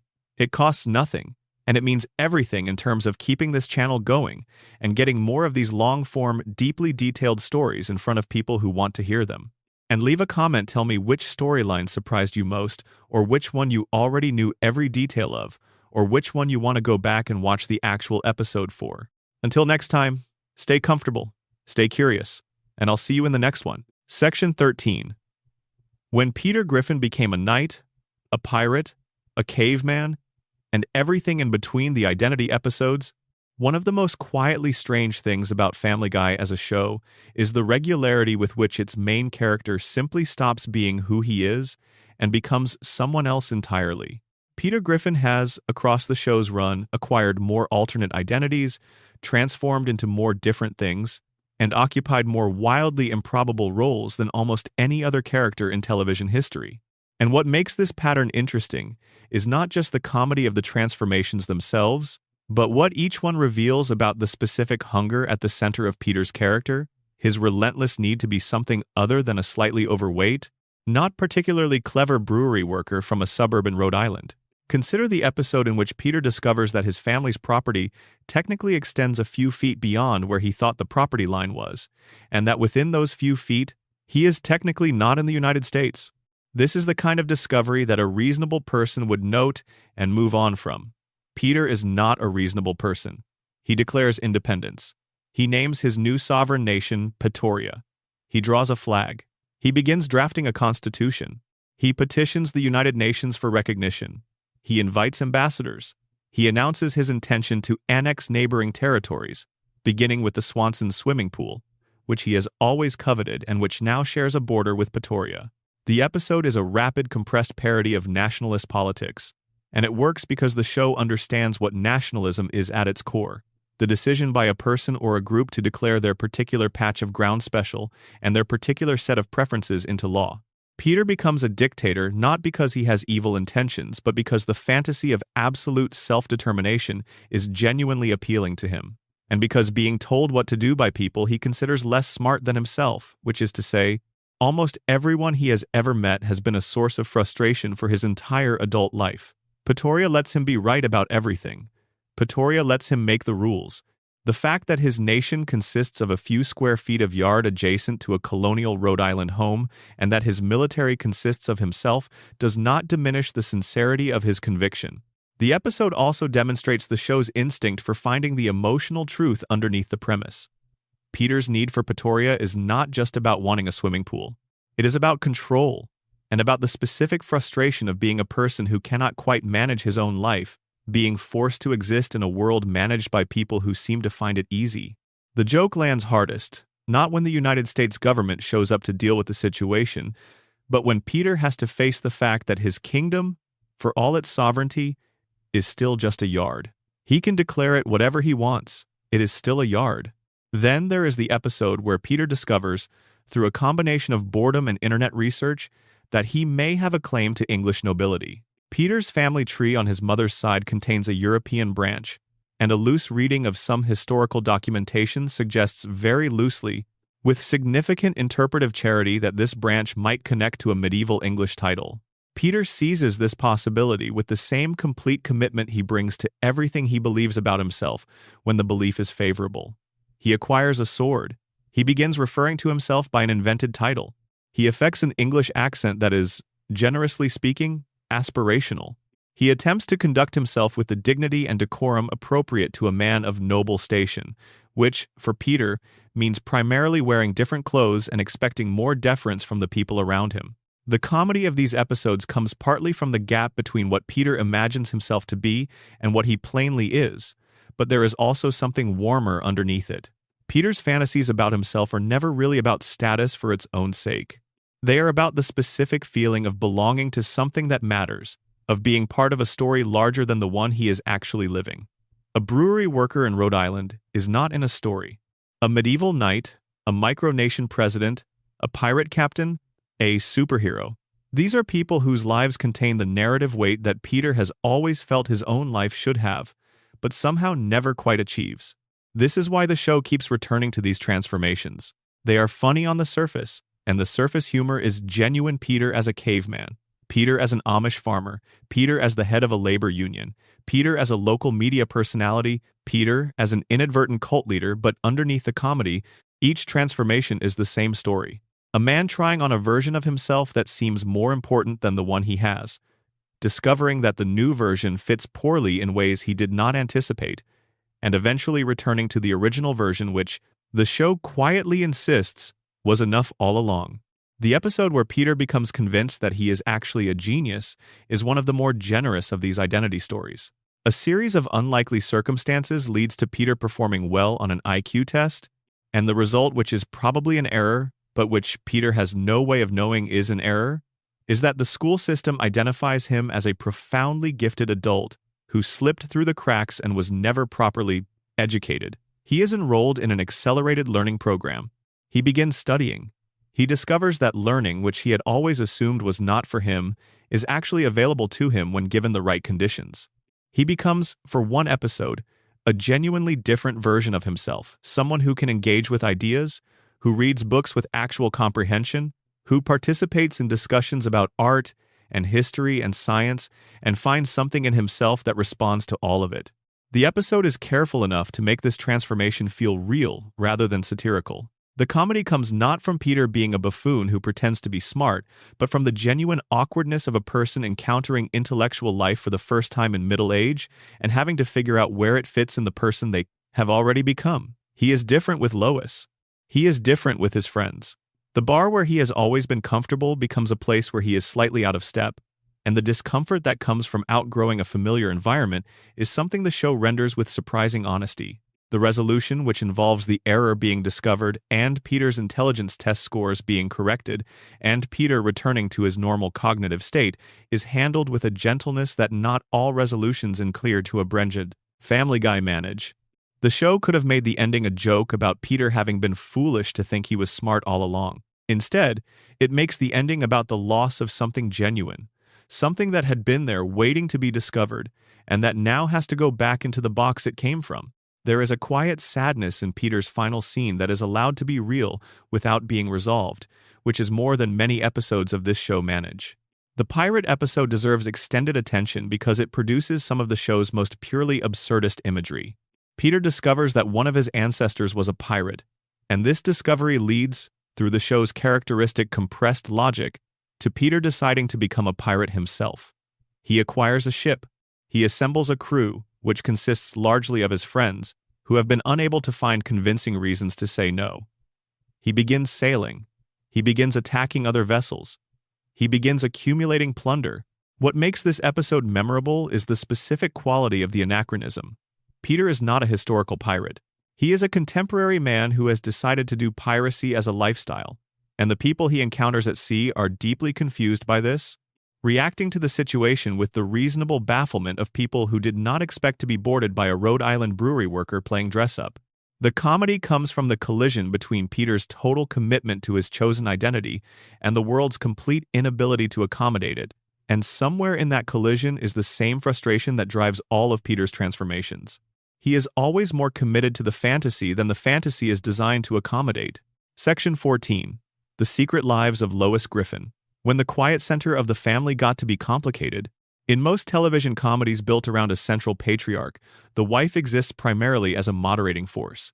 She is the reasonable one, the one who sees through the chaos and tries to clean up after it, the one whose own desires and history are largely absent from the narrative because her function is to provide stability rather than story. Lois Griffin was, in the early seasons of Family Guy, very much this character, and the show knew it. But there were episodes scattered throughout the show's run, appearing unexpectedly in otherwise ordinary seasons where Lois Griffin got to be the center of something herself, and those episodes are among the most interesting the show ever produced. The episode where Lois's past as a member of a band is revealed is a small example of this. She was, before Peter, before motherhood, a musician, someone with a genuine creative life that she set aside when she chose the domestic path she chose. The episode that brings this out does not dwell on whether she made the right choice. It simply shows that a choice was made, that something real was given up, and that the version of Lois who exists on the show is not the only version that could have existed. This is not dramatic territory that most animated comedies enter, and the fact that Family Guy entered it at all is worth noting. The episodes that explore Lois's family background are more structurally significant. Lois comes from money, considerable money. Her father, Carter Pewterschmidt, is a wealthy and cold man who has always regarded Peter with transparent disdain, the contempt of a man from a certain class for the person his daughter chose to be with.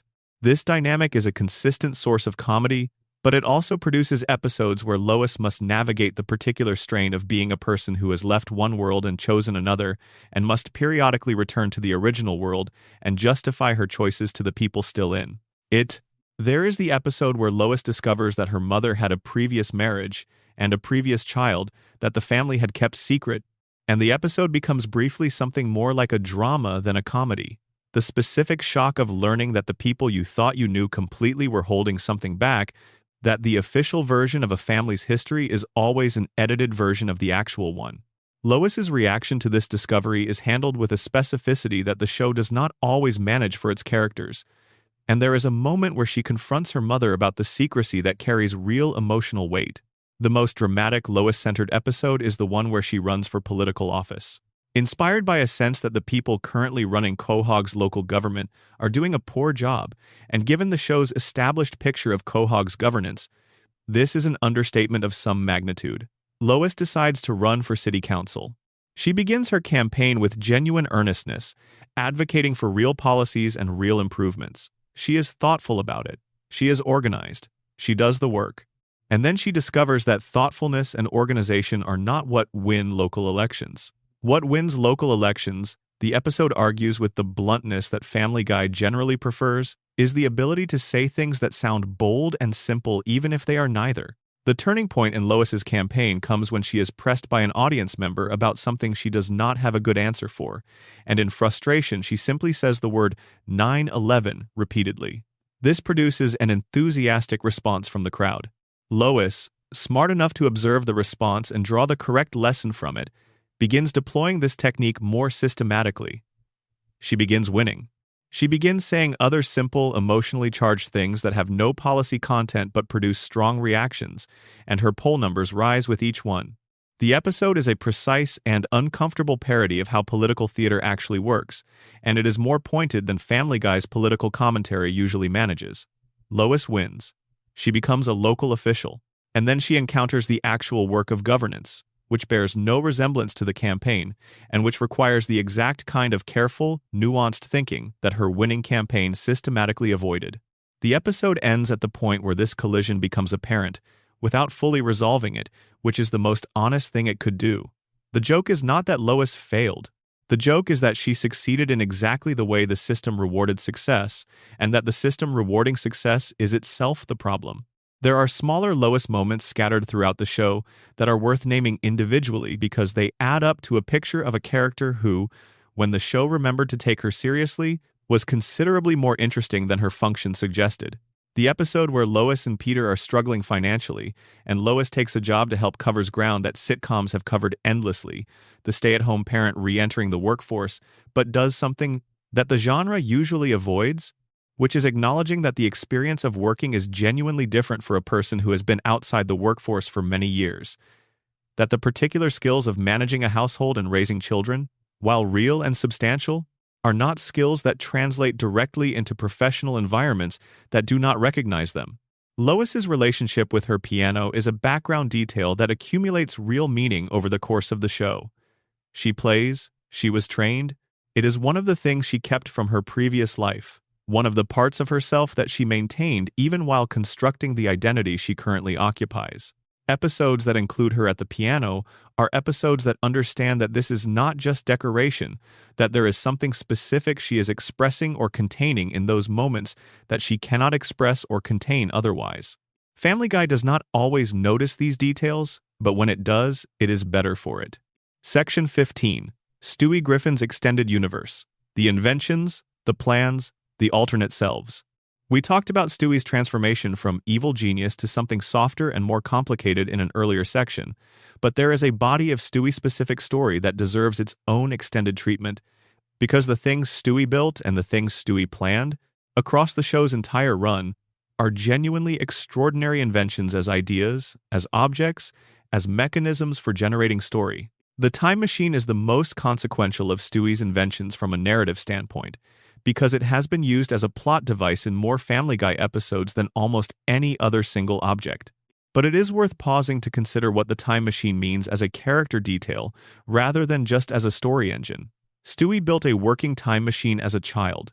As a very young child, in his bedroom surrounded by stuffed animals and crayon drawings, Stewie constructed a device that allows for temporal navigation, a device that physicists debate whether is even theoretically possible, a device that governments and institutions with unlimited resources have been unable to build, a device that represents one of the greatest scientific achievements imaginable. And Stewie treats it as a convenience. He uses it to return a rented video on time. He uses it to retrieve forgotten items. He uses it to have rematches in competitions he has lost. The gap between what the time machine represents as a scientific achievement and the purposes it is regularly deployed for is one of the show's most consistent jokes, and it works because it says something true about the specific kind of genius. Stewie represents a genius for whom the achievement is less interesting than the use, who has moved so far past the question of whether something can be done that he is entirely occupied by the question of what to do with it. The mind control devices that Stewie built in the early seasons deserve their own inventory. There were several of them, designed for different purposes and operating through different mechanisms. One induced compliance in the people exposed to it. Another allowed Stewie to project his thoughts directly into the minds of others. Another created the illusion of specific sensory experiences, allowing him to make people believe they were somewhere they were not. These are not fictional devices treated with the fantastical logic of superhero stories, where powers simply exist and do not require explanation. Stewie actually built these things, and the show in its early seasons was interested in how they worked and what their construction required. The Death Ray is perhaps the most iconic of Stewie's early weapons, the one most closely associated with his original villain identity. It appears in the first episode, it is referenced or present in dozens of subsequent ones, and it is the visual shorthand for original Stewie in the same way that the yellow shirt and the football-shaped head are the visual shorthand for all of Stewie. What makes the Death Ray interesting as a character detail is its scale. It is a weapon designed for use against a single target, Lois, which means that Stewie, for all his ambitions about world domination, built his primary weapon with a specifically domestic purpose in mind. He wanted to kill his mother, and he built the most powerful weapon he could imagine to do it.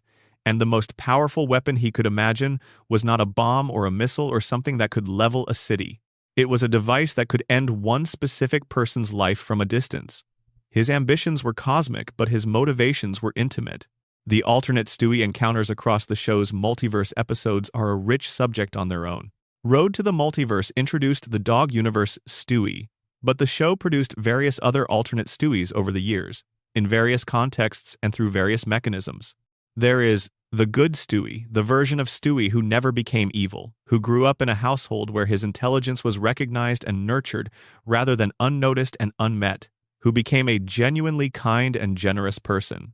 This version appears briefly in one episode and is treated with the same dark comedy that the show reserves for anything too pleasant. The good version of Stewie is an object of horror to the regular Stewie rather than an aspiration, because what the good Stewie's existence implies is that evil Stewie's villainy is not essential but accidental, the product of specific circumstances rather than fundamental nature. There is the old Stewie who appears in time travel episodes, weathered and changed by decades of experience but recognizable underneath it all. The relationship between current Stewie and future Stewie is handled with more care than the show usually brings to its time travel mechanics. The future version is not simply a warning or a joke, he is a continuation of who the current Stewie is. And the moments when they interact have the strange intimacy of a conversation with yourself, which is the truest thing time travel stories can offer.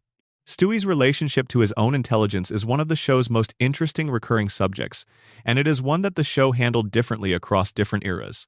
In the early seasons, Stewie's intelligence was presented straightforwardly. He was the smartest person in the room, always, and the comedy came from the contrast between his capabilities and his circumstances. In the middle seasons, as Stewie became softer and more emotionally available, his intelligence became something he struggled with rather than simply possessed something that set him apart in ways he did not always want to be set apart, that made connection with others more difficult rather than easier. In the later seasons, the show occasionally forgot about Stewie's intelligence altogether in service of a particular episode's plot, and he would do or believe things that his established intelligence level would not permit. These are the episodes that feel most wrong to audiences who have been watching the character carefully, because they represent not a development of the character but a failure of continuity. The episodes that handle Stewie's intelligence best are the ones that treat it as a burden as much as a gift. The episodes where he is forced to interact with other children who are, from his perspective, extraordinary primitives with no comprehension of anything that matters to him, are genuinely painful to watch in a way that the show seems aware of. Stewie has no peers. Brian is the closest thing he has to a peer, and Brian's intelligence, while considerably above average, is nowhere near Stewie's level. The loneliness that this implies, the specific loneliness of being unable to share what you see with anyone who can truly see it with you, is something the show touches on in its Better Stewie episodes without ever fully confronting it. There is one extended storyline, spread across several episodes in the later seasons, where Stewie becomes involved with a theater program and discovers, somewhat to his own surprise, that the stage offers something that his laboratory does not. The performance of a character, the telling of a story to an audience, the collaborative making of something shared. These turn out to address a need in Stewie that his private genius cannot address, because they require other people, require connection, require the willingness to be seen rather than just to be smart. The Stewie who emerges from these episodes is slightly different from the one who entered them, in ways that feel earned rather than imposed, and they represent the show at its most thoughtful about what it means to build a character across years, rather than just use a character to deliver jokes. Section 16. The Quahog News Desk, Tom Tucker, Diane Simmons, and the Perpetual Theater of Local Television. If the Griffin household is the show's heart, then the Quahog 5 News is its window onto the broader world of the show, the institution through which Quahog processes and performs its own existence for itself.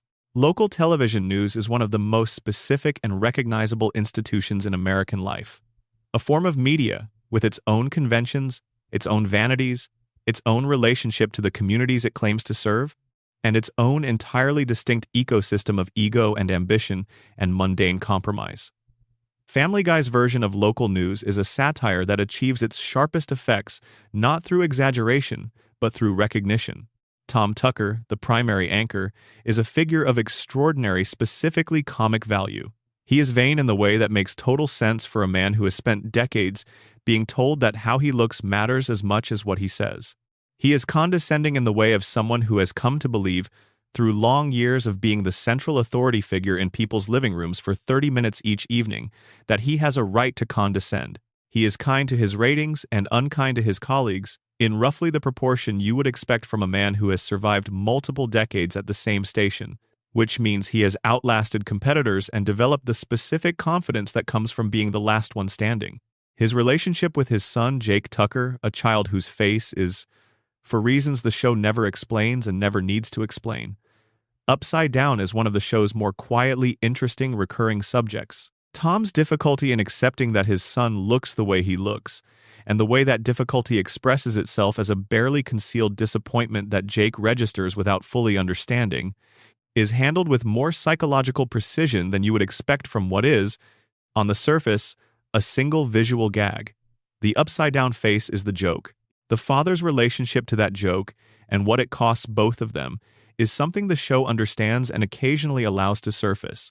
Diane Simmons was Tom's co-anchor for the first 8 seasons of the show, and her absence after her death in season 9 was one of the more significant changes to the show's supporting cast. The episode in which she is killed is itself an extraordinary piece of storytelling.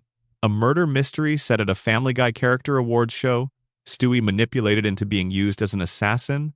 The whole thing resolved with a confrontation that is darker than most of what the show produces, while still being clearly a comedy episode.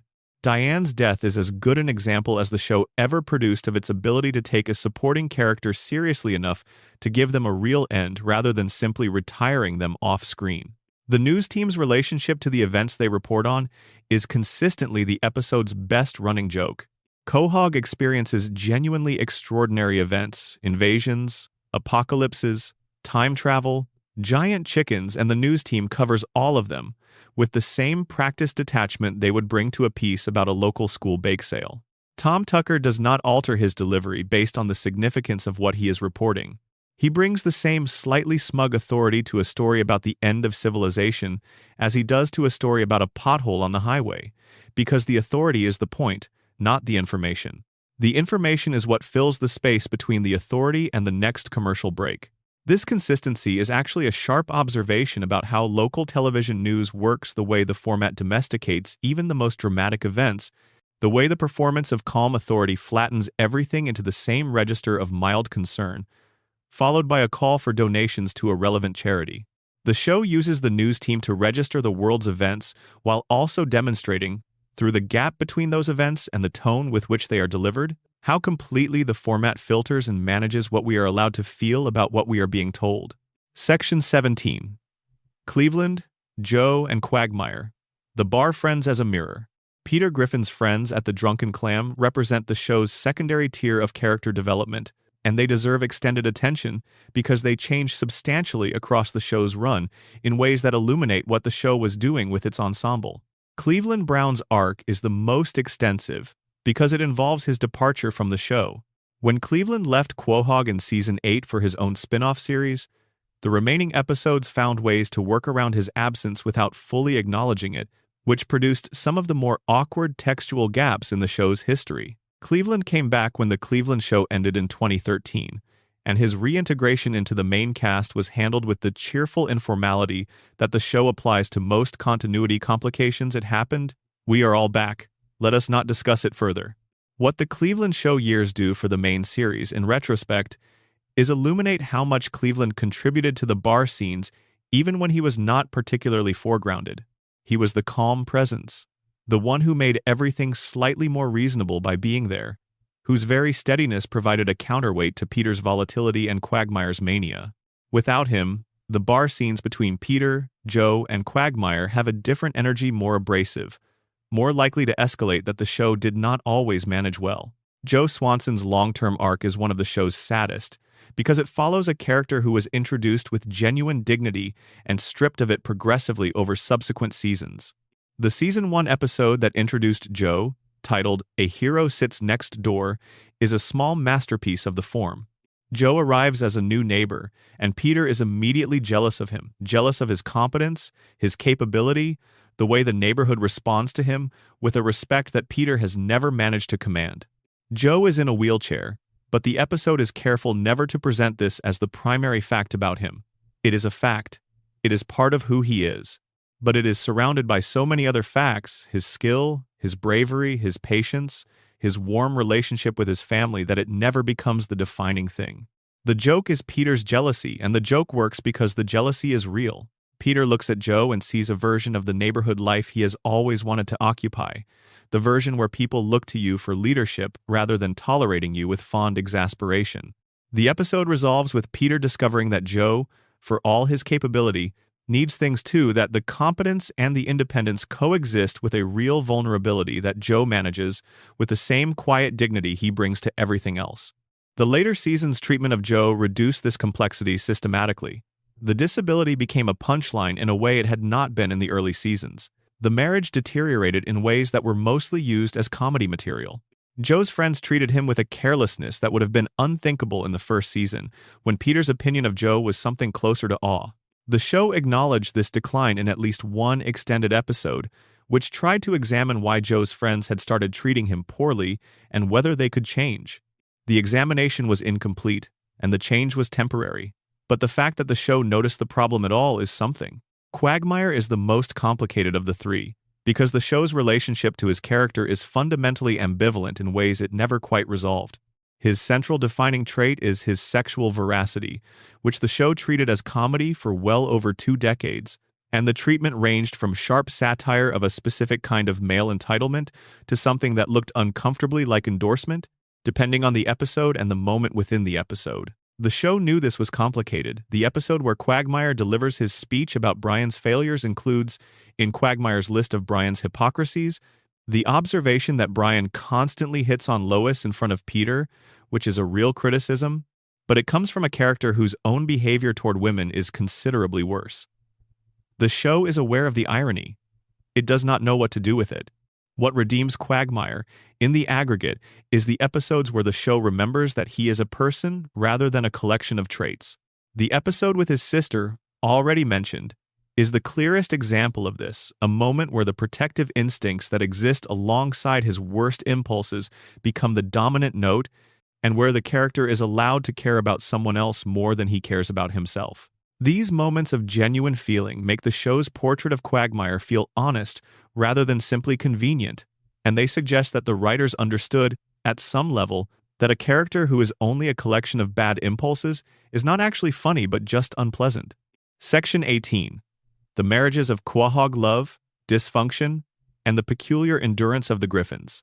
One of the things that distinguishes Family Guy from many of its animated peers is its sustained interest in the mechanics of marriage, specifically in the question of why two particular people stay together even when everything around them suggests they should not. The Griffin marriage has lasted through events that would end most marriages, animated or otherwise, and the show has periodically stepped back to examine what holds it together and what that examination reveals. Peter and Lois met in circumstances that the show has filled in over the years through flashback episodes.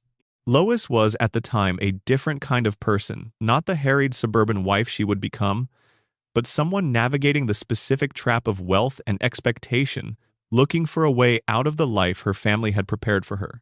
Peter, whatever his limitations, represented something genuinely different. He was not from her world. He did not have her parents' expectations. He was not the kind of person her parents would have chosen for her, and that was the point. The flashback episodes that revisit Peter and Lois's early relationship are among the show's most genuinely warm, because they are interested in a version of these characters who were not yet worn down by years of chaos. Young Peter is still the character we know, but with an energy and a capacity for feeling that the later Peter has had sanded down by familiarity and television and beer. Young Lois is someone we recognize from the person she occasionally returns to being when the show remembers to look at her carefully. Someone with genuine desires and genuine convictions and a genuine life story that did not begin when she married Peter. The episode Meet the Quagmires, which involves Peter using Stewie's time machine to go back to his younger years and briefly makes different romantic choices, is a direct examination of the question that underlies all of the flashback episodes. What would have happened if Peter had not chosen Lois? The episode's answer, delivered through the classic time travel mechanic of showing how changed the present looks when you alter the past, is that Peter and Lois were always going to find each other, and that the specific form of the Griffin family, chaotic and imperfect and fundamentally warm, is not a random accident of circumstance, but something that was in some sense intended. This is a romantic argument, and the show makes it with more earnestness than it usually allows itself. The episode where Peter and Lois are advised to try a trial separation is darker. A marriage counselor, exasperated by the dynamic between them, recommends that they spend time apart to evaluate whether the relationship still makes sense. The separation begins. And what the episode discovers is that both of them are worse without the other, not differently, not each in their own way, but both simply diminished. Peter without Lois is louder and more reckless, and more clearly lost. Lois without Peter is quieter and tidier, and also clearly lost in a different direction, moving toward a version of herself that she does not actually want to be. The episode's resolution is not a dramatic reaffirmation. It is quieter than that, the two of them simply gravitating back toward each other because the trajectory of their lives, whatever its surface chaos, points that direction. The other marriages in Quahog are interesting as counterpoints. Joe and Bonnie's marriage is one of the show's longest-running slow-motion deteriorations, a relationship that was always more fragile than it appeared, and that began to show its cracks around the time the show started treating Joe's disability as comedy material rather than character detail.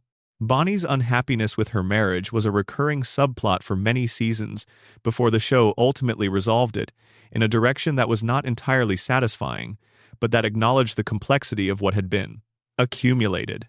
The specific complication of being married to someone you have both loved and grown away from, someone you care about but cannot remain with, is not territory that animated comedies typically enter, and the show's willingness to enter it with the Swansons even imperfectly is worth acknowledging. Cleveland's marriages provided the most extreme arc of any of the show's married characters, since his first marriage ended when his wife Loretta left him for Quagmire, producing one of the more devastating and specifically staged breakups in the show's history.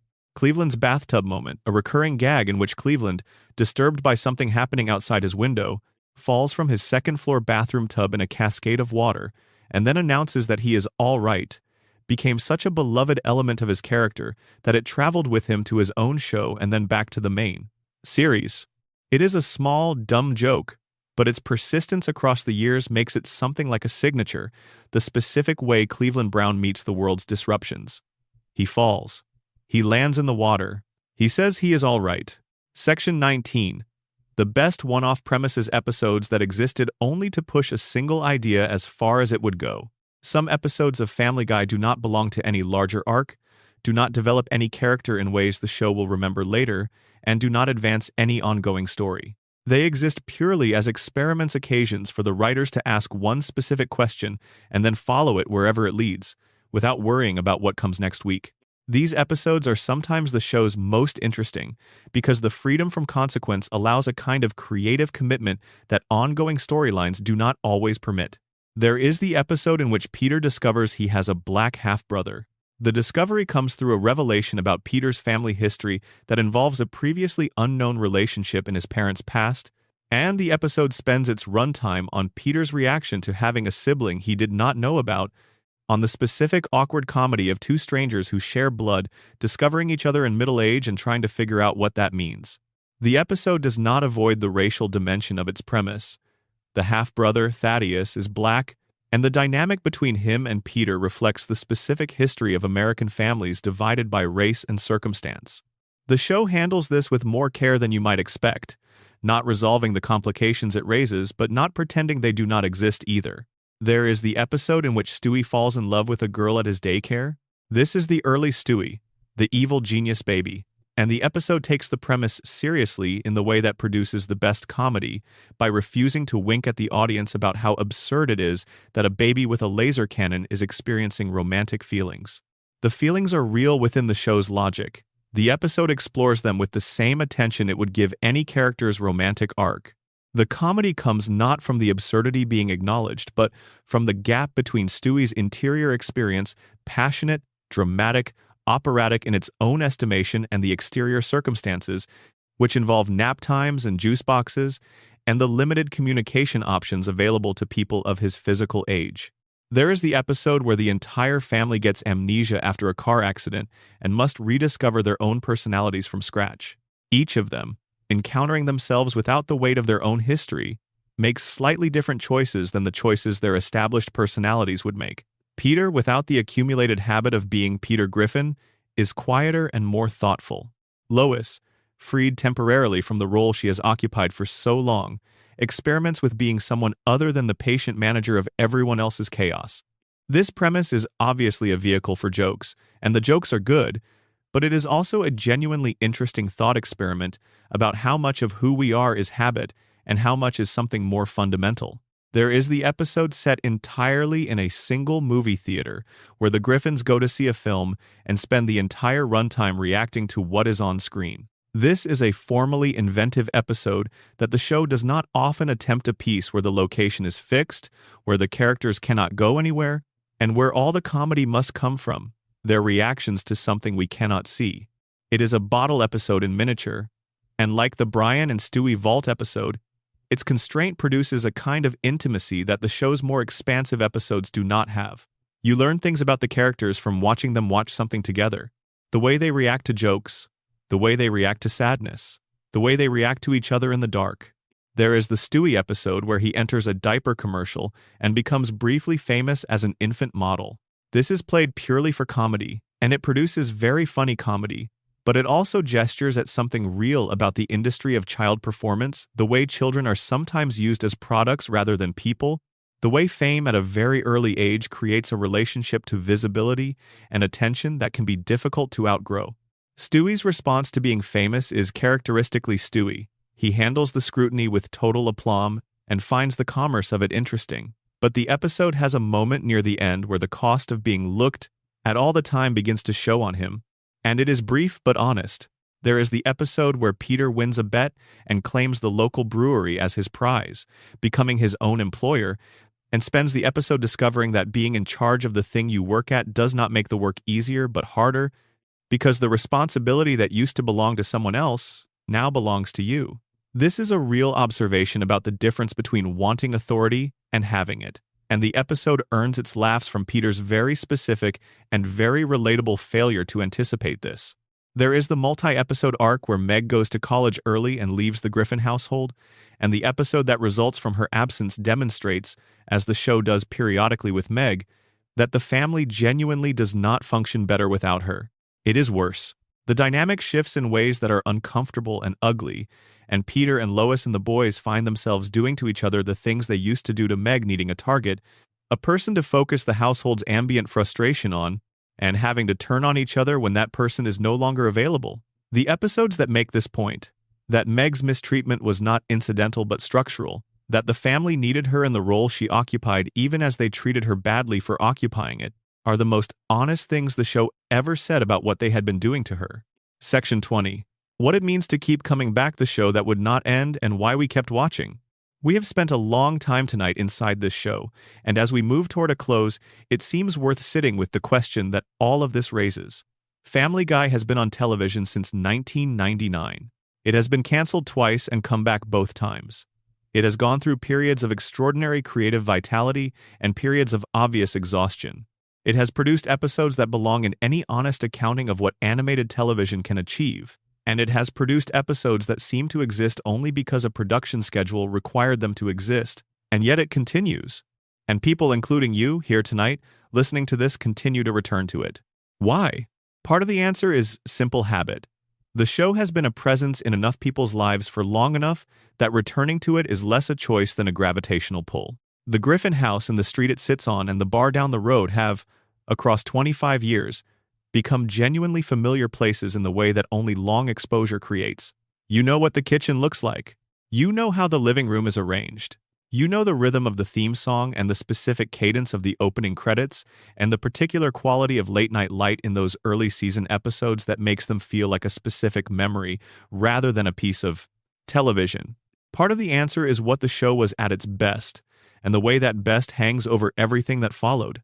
The first 3 seasons of Family Guy, as the transcript we were given describes, were something remarkable, a show that combined sharp comedy with genuine warmth, that built characters who were flawed but lovable, that told stories with real beginnings and middles and ends, that had a specific creative vision driving every decision. That show left a deposit in the people who watched it. The deposit does not expire just because the show changed. You keep looking for the show that made that deposit, And occasionally, not always, not reliably, but occasionally you find it. Part of the answer is Brian and Stewie. Whatever happened to them in the later seasons, whatever the show did to complicate or damage or reduce them, the specific chemistry of those two characters is among the most reliable sources of pleasure the show ever had. An episode that puts them together and gives them something real to do is almost always worth watching. The road to episodes are evidence. The bank vault is evidence. The Christmas guy is evidence. They have a dynamic that the show's other pairs do not quite replicate, something that happens in the space between Brian's world-weary skepticism and Stewie's manic certainty, something warm and combative and genuinely funny, something that you keep coming back for. Part of the answer is that the show, at its most outrageous, offers a specific kind of permission. There is pleasure in watching something that does not particularly care whether it should. The giant chicken fights are too long and too elaborate and too destructive, and absolutely nobody is going to stop them. And there is something liberating about that. The cutaways that have nothing to do with anything are sometimes the funniest things in the episode precisely because they are not trying to mean anything. The world of Family Guy is a world in which consequences are elastic, and recovery is always available, and the house on Spooner Street is always there at the end of whatever has happened. There is comfort in that, even when the show is at its most chaotic, maybe especially then. And part of the answer, the part that I find most interesting, and the part that I think the best episodes have always understood, is that the Griffin family, at its core, is a portrait of love that refuses to be neat. They are terrible to each other, and they come back to each other. They break things, and they try to fix them. They say things they should not say, and they forget, and they say them again, and the other person stays anyway. This is not an inspiring portrait of family life. It is an honest one. And there is a specific kind of comfort available in honesty that is not available in inspiration. Peter and Lois are still together after everything. Still on the same couch at the end of the day. Brian is still in the house, still carrying his novel, still hoping it will all work out somehow. Stewie is still in his room, still building things, still speaking in that accent that was always slightly a performance and always completely genuine at the same time. Chris is still awkward and sweet. Meg is still there, still trying, still deserving better than she got, and getting something of value anyway, which might be the most realistic summary of what most people's family lives feel like when they are honest about it. Quahog is still there, the drunken clam is still open, the news is still on, the chicken is still out there somewhere, recovering from the last fight, already planning the next one. The house on Spooner Street is still lit, and that, when everything else is accounted for, might be reason enough. Thank you for spending your evening with these stories. If you made it all the way here, you have gone on quite a journey tonight, from the Y2K apocalypse to the North Pole to the multiverse to a bank vault to the day Brian died and the day he came back and everything in between. If this kept you company while you fell asleep, or while you were doing something else entirely, or while you were wide awake and just wanted something to fill the hours, any of those is fine. That is what this is for. If you enjoyed it, please subscribe. It is the thing that keeps this going, and it genuinely means a lot. Drop a comment and tell me which storyline you want covered in more depth, or which episode you think deserves its own full video, or just tell me where you watched this from and what time it was. That kind of thing matters more than you might think. There are more stories where these came from. The Griffins are not done with Quahog, and I am not done with the Griffins. Until next time, sleep well. Section 21. The musical Griffin songs, performances, and the show's hidden gift for melody. One of the genuinely underappreciated dimensions of Family Guy across its long run is its relationship to music. The show has always contained musical elements, the opening theme, the occasional song performed by a character, the road to episodes with their formal musical numbers, but the depth of the show's musical ambition and the specific quality of its best musical moments is something that gets lost in the broader conversation about cutaways and character decay. Seth MacFarlane is himself a genuinely accomplished singer, trained in the big band and jazz standards tradition, and this personal investment in musical performance found its way into the show in ways that went considerably beyond what the format required. The Peter Griffin songs, the improvised, in-the-moment melodies that Peter produces at unexpected times, usually about something completely mundane, are a recurring element of the show that fans responded to from the first season onwards. Peter singing about what he is currently experiencing, about whatever has just happened to him, about his immediate desires or frustrations or discoveries. In the slightly off-key, entirely committed style of a man who has absolutely no doubt about the quality of his performance is one of the show's most reliable sources of genuine warmth. The best of these are the moments where the song is entirely unnecessary, where the situation does not call for music, and the music appears anyway because Peter has decided that this moment is the right one for expression. There is a version of this in almost every season, and each one lands differently depending on what the song is about, but they all share the same quality. A person for whom music is simply the most natural language when words alone are not enough. That Peter uses this language badly by any technical standard is irrelevant. The impulse is real. The family's musical episodes, the ones organized around a formal performance context, a school talent show or a local competition or a holiday concert, provide the show with its most elaborate musical production numbers and also with some of its most emotionally effective moments. There is an episode where the Griffins participate in a barbershop competition, which allows the show to indulge its genuine love of the genre, the specific warmth of four-part a cappella harmony, the particular Americana of barbershop as a form, while also wrapping the performance in the Griffin family's characteristic chaos. The song that emerges from all that chaos is briefly and genuinely beautiful, and the episode earns the moment by making it feel like something that could only have happened in exactly this way. The Stewie and Brian musical numbers in the Road to episodes are the show's highest formal musical achievement. These numbers are not gags dressed as songs or songs used to deliver jokes. They are actual songs, written with genuine attention to meter and rhyme and melodic structure, performed by voices that are capable of doing them justice. The tradition draws from the Broadway and Hollywood musical traditions of the mid-20th century, the kind of songs that Bob Hope and Bing Crosby sang together in their Road to films, the kind of songs that had a whole argument or a whole emotion contained within them, rather than simply decorating a story that was happening anyway. The best of the Road to musical numbers work as character studies as much as entertainment. You have got a lot to see, from Road to Rhode Island. Is Brian explaining the world to Stewie during their travels? A song about the gap between Stewie's sheltered experience and the larger world waiting for him, delivered with the complicated mixture of knowledge and melancholy that Brian carries throughout his better episodes. You and I Are So Awfully Different, from Road to Europe, captures the fundamental tension of the Brian-Stewie dynamic, two beings who have almost nothing in common and whose friendship defies the logic of what they are in a form that makes the tension feel like a feature rather than a problem. These songs remember something that the show's regular episodes sometimes forgot, that the relationship between these two characters is one of the most interesting things the show had, and that the way to honor it is through specificity rather than through the broad comedy that simpler episodes settled for. The Christmas episodes consistently produce the show's most earnest musical moments, which makes sense given that Christmas as a cultural form is organized so heavily around music. The carols, the original holiday songs, the moments where characters perform something that is meant to be genuinely celebratory rather than satirical, these are the points in the show's run where the affection the creators clearly had for the form of the musical. Performance was allowed to be straightforwardly expressed rather than complicated by the show's usual ironic register.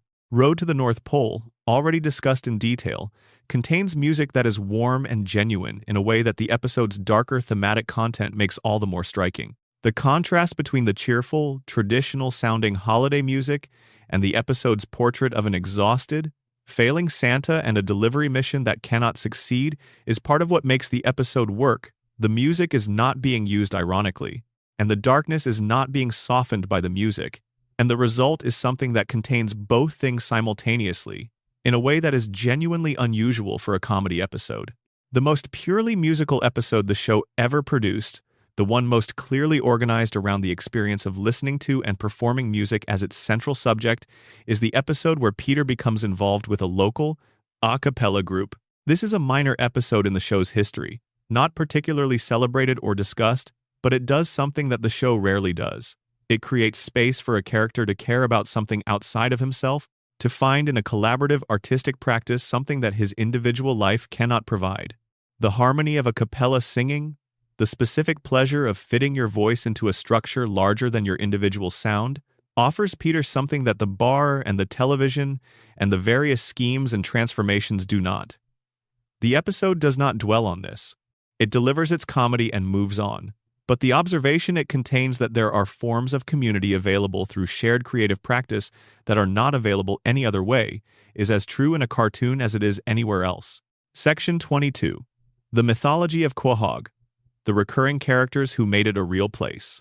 Every convincing fictional world has its own secondary population, the people who are not the stars of any story but who give the world its texture, who establish that life is happening everywhere and not just at the center of the narrative. Quahog, Rhode Island, over 25 years and hundreds of episodes, developed one of the richest secondary populations in animated television. Mort Goldman, the pharmacist, appeared in over 100 episodes across the show's run, and his function shifted considerably from his introduction to his later appearances. In the early seasons, Mort was primarily a figure of mild comedy, a nervous, somewhat hypochondriac man whose Jewish identity was the subject of jokes that ranged from affectionate to uncomfortable depending on the episode. His appearance in Road to Germany gave him something more substantial, a family history with genuine weight, an encounter with historical trauma that the episode took seriously even while surrounding it with comedy, a sense that this minor character carried a real past rather than simply existing as a recurring type. Mort's relationship with his son Neil, who was, for many seasons, helplessly in love with Meg Griffin, is one of the show's more affecting minor romantic stories.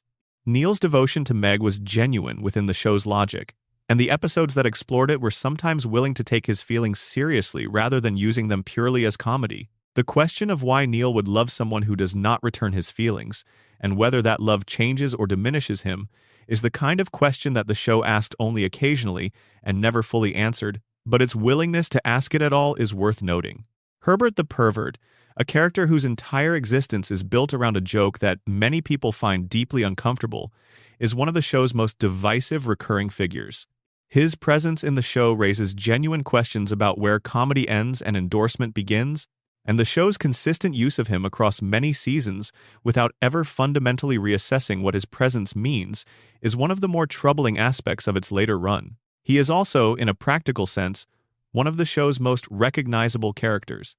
His specific vocal characterization, his specific kind of oblivious menace, his appearance in scenes that he has no narrative reason to be in so distinctive that even people who find the premise uncomfortable recognize him immediately. There is Mayor Adam West, who is in some ways the purest distillation of the show's absurdist sensibility in any of its recurring characters. The real Adam West agreed to voice a character named after himself and based loosely on his public persona. And what the show did with this gift was produce a figure of complete and genuine authority who operates on an entirely different set of logical principles than everyone around him. Mayor West does not follow narrative logic or practical reasoning. He follows his own internal logic, which is consistent and coherent within its own terms and entirely disconnected from what anyone else considers normal. His solutions to problems are almost always wrong in ways that create new and worse problems, but he pursues them with total conviction, and the combination of conviction and wrongness is reliably funny across every season he appears in. The Drunken Clam itself, the bar where Peter and his friends gather, is perhaps the most important location in the show beyond the Griffin House. Bars in fiction are liminal spaces, places between the public world and the private world, places where people are allowed to be slightly more of themselves than they are elsewhere. The Clam is this for Peter, Joe, Cleveland, and Quagmire, the place where the obligations of adult life are temporarily suspended, where the conversation can go anywhere, where the specific pleasures of male friendship, the ribbing, the complaining, the advice nobody actually takes are available in concentrated form. The episodes set primarily in the Drunken Clam have a specific quality that the episodes set in the Griffin household do not. They are looser, they are less structured. The friendships at the bar are not as complicated as the marriage at home, not as history-laden, not as loaded with obligation. The bar is where people go to be simple for a while, and the show understood this well enough to make the Clam feel like a real place, not just a set piece, but a location with its own atmosphere and its own meaning. Section 23. The shows within the show. Family Guy's obsession with television. It would be an oversight to spend this much time with Family Guy without noting that the show is, at a very deep structural level, a show about watching television. The Griffin family watches television in almost every episode.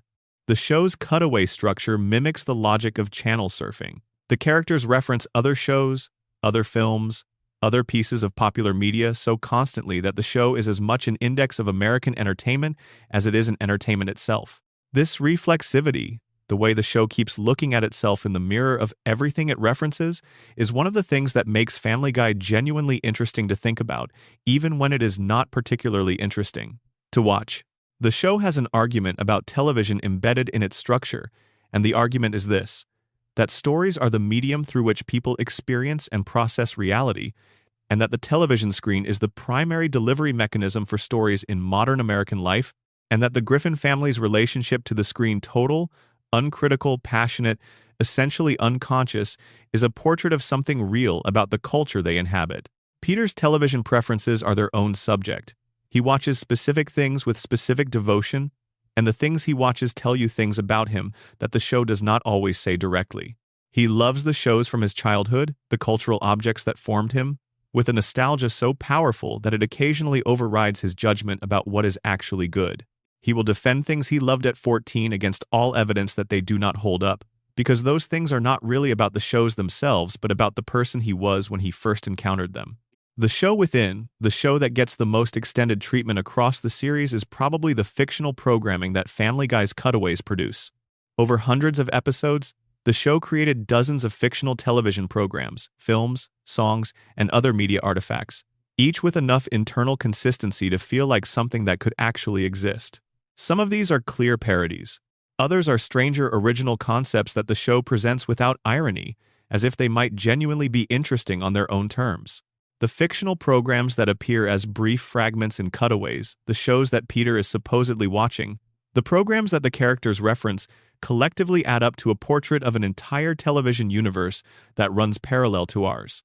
It is a universe where the same impulses that produce real entertainment produce slightly different, slightly more extreme versions of familiar things. It is a universe that is, in some ways, more honest about what television wants to do than the actual television it is parodying.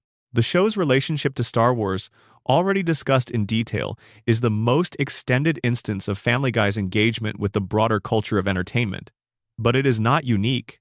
The show has produced extended parodies of or homages to The Empire Strikes Back, Indiana Jones, The Godfather, various classic films and television programs, and dozens of other cultural artifacts that the show treats not as distant reference points but as living parts of the world it inhabits. This is what the show means when it shows Peter retelling Star Wars to his family, not just a joke about what Peter would do, but a statement about how stories travel from the screen into the living room, into the way people think about themselves and the world. The show's meta-awareness of itself as a television program is, in its later seasons, one of its most consistent running jokes. Characters acknowledge that they are on a show. They break the fourth wall to address the audience. They comment on the show's declining quality. This kind of self-referential humor is standard in contemporary comedy, but Family Guy practiced it in its own specific way, less as a sophisticated postmodern gesture and more as a kind of embarrassed acknowledgement that the people making the show knew perfectly well that some of what they were producing was not their best work. The fourth wall jokes about quality decline are both funny and sad, because they represent the exact moment when awareness without action becomes its own problem. And yet the house on Spooner Street persists. The theme plays. The family sits down together. Another episode begins. There is something almost defiant about that persistence, something that exceeds the business reasons for it. The show exists because it is profitable, but it also exists because the world it created, however imperfectly maintained in its later years, became something that people did not want to lose. The family that Fox canceled twice and the audience refused to let die. The dog who died on screen and was loved back to life by a fan reaction that nobody expected. The baby who built a time machine and used it to go back and undo the worst thing he ever let happen. These are the stories of a world that keeps being saved by people who care about it. Which is, when you think about it, a good story to carry with you into the quiet. Thank you for listening. Good night wherever you are. Section 24. The specific comedy of Quahog's institutions, schools, churches, hospitals, and the small architecture of a life. The world of the show extends beyond the Griffin house and the drunken clam in ways that accumulate real texture across hundreds of episodes. The institutions of Quahog, the places where characters have to go and deal with systems larger than themselves, are rendered with a specificity that rewards attention. James Woods Regional High School, where Meg and Chris both attend, is named after the actor James Woods, who appeared in an episode and was gifted the naming rights as part of the joke. The school functions as the show's primary lens on the experience of adolescence, and its depiction of high school social dynamics is, when the show is paying attention, genuinely sharp. The cruelty of teenage social hierarchies, the way they are both absolutely serious and completely arbitrary, the way they produce real suffering, even in their absurdity, is something the show understands and occasionally renders with real honesty. Connie D'Amico, the popular girl who serves as Meg's primary antagonist for many seasons, is a figure who deserves more attention than she usually gets in discussions of the show. She is the character who inflicts the most consistent social harm on Meg, and the show's treatment of her oscillates between using her as a simple villain and acknowledging that she is herself a person navigating the same institution in a different position. The episodes where Connie's own vulnerabilities are briefly visible, where her cruelty is revealed as performance rather than nature, are interesting not because they excuse her behavior, but because they situate it within a realistic portrait of how high school social dynamics produce the people who perpetuate them. The hospital where Meg and Chris were born and where various Griffin family medical crises take place over the years is one of those show locations that functions partly as comedy set piece and partly as something more grounded. The show's depiction of the American medical system, expensive, impersonal, occasionally incompetent, staffed by people who are exhausted and doing their best under impossible conditions, is a consistent background note across dozens of episodes, never quite becoming a main subject, but always present as part of the landscape. Dr. Hartman, the Griffin family physician, is one of the show's most consistently deployed comedy archetypes, the confidently incompetent professional, a man whose certainty in his own expertise is inversely proportional to his actual skill. His misdiagnoses, his cavalier approach to informed consent, his tendency to handle every medical situation with the same cheerful confidence regardless of whether he has the correct information. These are played for laughs, but they are also a recognizable portrait of a specific kind of institutional failure, the one that happens when credentials become a substitute for actual capability. The church the Griffin family occasionally attends is another institutional reference point that the show uses to explore Peter's relationship to authority, to community, and to meaning. Peter's faith is genuine within the show's logic. He believes, specifically and literally, in the existence of God, and has had conversations with God in at least one episode. His faith coexists with his general irresponsibility in ways that the show never fully rationalizes, because real faith and real irresponsibility coexist in real people in exactly this way, and the show is honest about that coexistence even when it cannot explain it. The broader Quahog community, the neighbors beyond the Swansons, the businesses on the commercial streets, the public spaces like the park and the mall where episodes occasionally take place, all contribute to the sense of a real place with real geography. The show has never been consistent about this geography in a way that would satisfy anyone trying to draw a map, but it has been consistent in the feeling it produces. The feeling of a specific American suburb, the kind of place where everyone has been there long enough to know everyone else, where the institutions are slightly underfunded and the people are slightly overstretched, where life happens in the small space between what people expect and what they actually get. This is what Quahog is, finally. Not a backdrop for jokes, though it is that too, but a portrait of American life at a particular scale, intimate enough to feel personal, representative enough to feel universal. The Griffin family could only be from this kind of place. Their particular combination of aspiration and limitation, warmth and dysfunction, love and cruelty, requires a world that contains all of those things in concentrated form and that goes on existing regardless of what happens inside any individual household. The street outside the Griffin house will always be there in the morning. The bar will open, the news will run, the neighbors will be there, and the family, this specific, impossible, endlessly forgiving, endlessly failing family, will be together inside the house, waiting for the next thing to happen. Which is, in the end, the only promise any story ever needed to make. Good night. Addendum. A few more stories worth telling before we truly rest. There are several episodes that did not fit cleanly into any of the thematic sections above, but that deserve mention before we close, because they are each, in their own way, remarkable. The episode where Peter accidentally becomes the spokesman for a tobacco company is one of the show's sharpest pieces of satire. Peter is recruited through the kind of improbable chain of circumstances the show excels at constructing to be the face of a cigarette brand. He is good at it. He is charismatic and likable on camera, and the company's sales begin to rise. The episode's comedy comes partly from Peter's complete lack of self-awareness about what he is participating in, and partly from the show's depiction of the advertising industry's relationship to the product it is. Selling the gap between the warmth and friendliness of the brand persona and the reality of what the product does. Peter is not being cynical. He genuinely likes being liked, and the attention of being a spokesperson feeds something in him that needs feeding. The episode eventually confronts him with the consequences of his participation, but it takes its time getting there, and the time is well spent.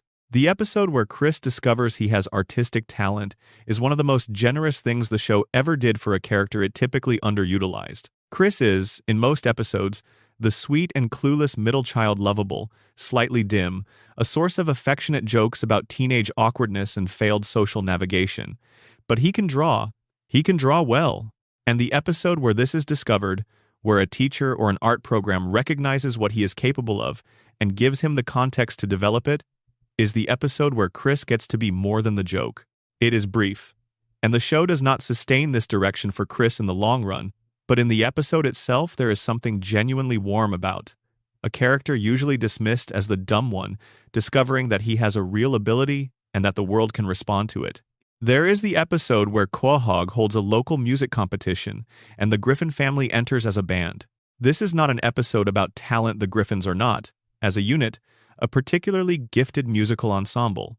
It is an episode about the experience of doing something together, of the family as a functional unit pursuing a shared goal, and about how shared pursuit of a goal reveals both the best and worst of the people involved. The episode works because it allows the family to be genuinely collaborative for once, to need each other rather than simply coexist with each other, and the result imperfect, slightly chaotic, but recognizably theirs is a kind of win even when the competition itself is not. The episode where Brian finally finishes his novel, or rather, where Brian publishes something, not the novel he has always been working on, but a self-help book, a quicker and more commercial project, is one of the more psychologically precise things the later show produced. The ambition and the execution come apart, as they so often do. The thing he publishes is not the thing he wanted to make, but it is the thing he could actually finish. And finishing something, even the wrong thing, is its own kind of accomplishment that the show lets stand without entirely celebrating or condemning it. The episode where Meg, in the later seasons, finally begins to fight back, where years of accumulated abuse produce not a breakdown but a gathering, a person deciding that she will no longer be convenient to the people around her, is the episode that fulfilled something the show had been building toward since its earliest seasons. The specific way Meg begins to hold her ground, the way she starts to occupy space rather than simply trying not to take up too much of it, is satisfying in a way that lands differently depending on what version of the show you grew up with. For anyone who watched Meg get progressively smaller for 10 seasons, those later moments of assertion carry a weight that purely narrative terms cannot fully account for. These are the stories. All of them, from the nuclear apocalypse to the music competition, are the same story told in different registers. The story of a family that keeps finding its way back to the same house, the same street, the same people. The chaos is enormous. The love is quieter, but it is there, underneath everything, the current that keeps pulling everyone back to the center. Sleep well. That is Quahog. That is the Griffin family. That is 25 years of stories told by people who cared, sometimes more and sometimes less, about the world they were building. Some of those stories are the funniest things animated television ever produced. Some of them are the most surprising, the most emotionally precise, the most genuinely ambitious things a show with this particular reputation ever had the nerve to attempt. All of them belong to the same house on Spooner Street, to the same people, to the same inexhaustible, impossible, enduring family. There will always be one more story. The Griffins are not finished, and on nights like this one, that feels like exactly the right thing.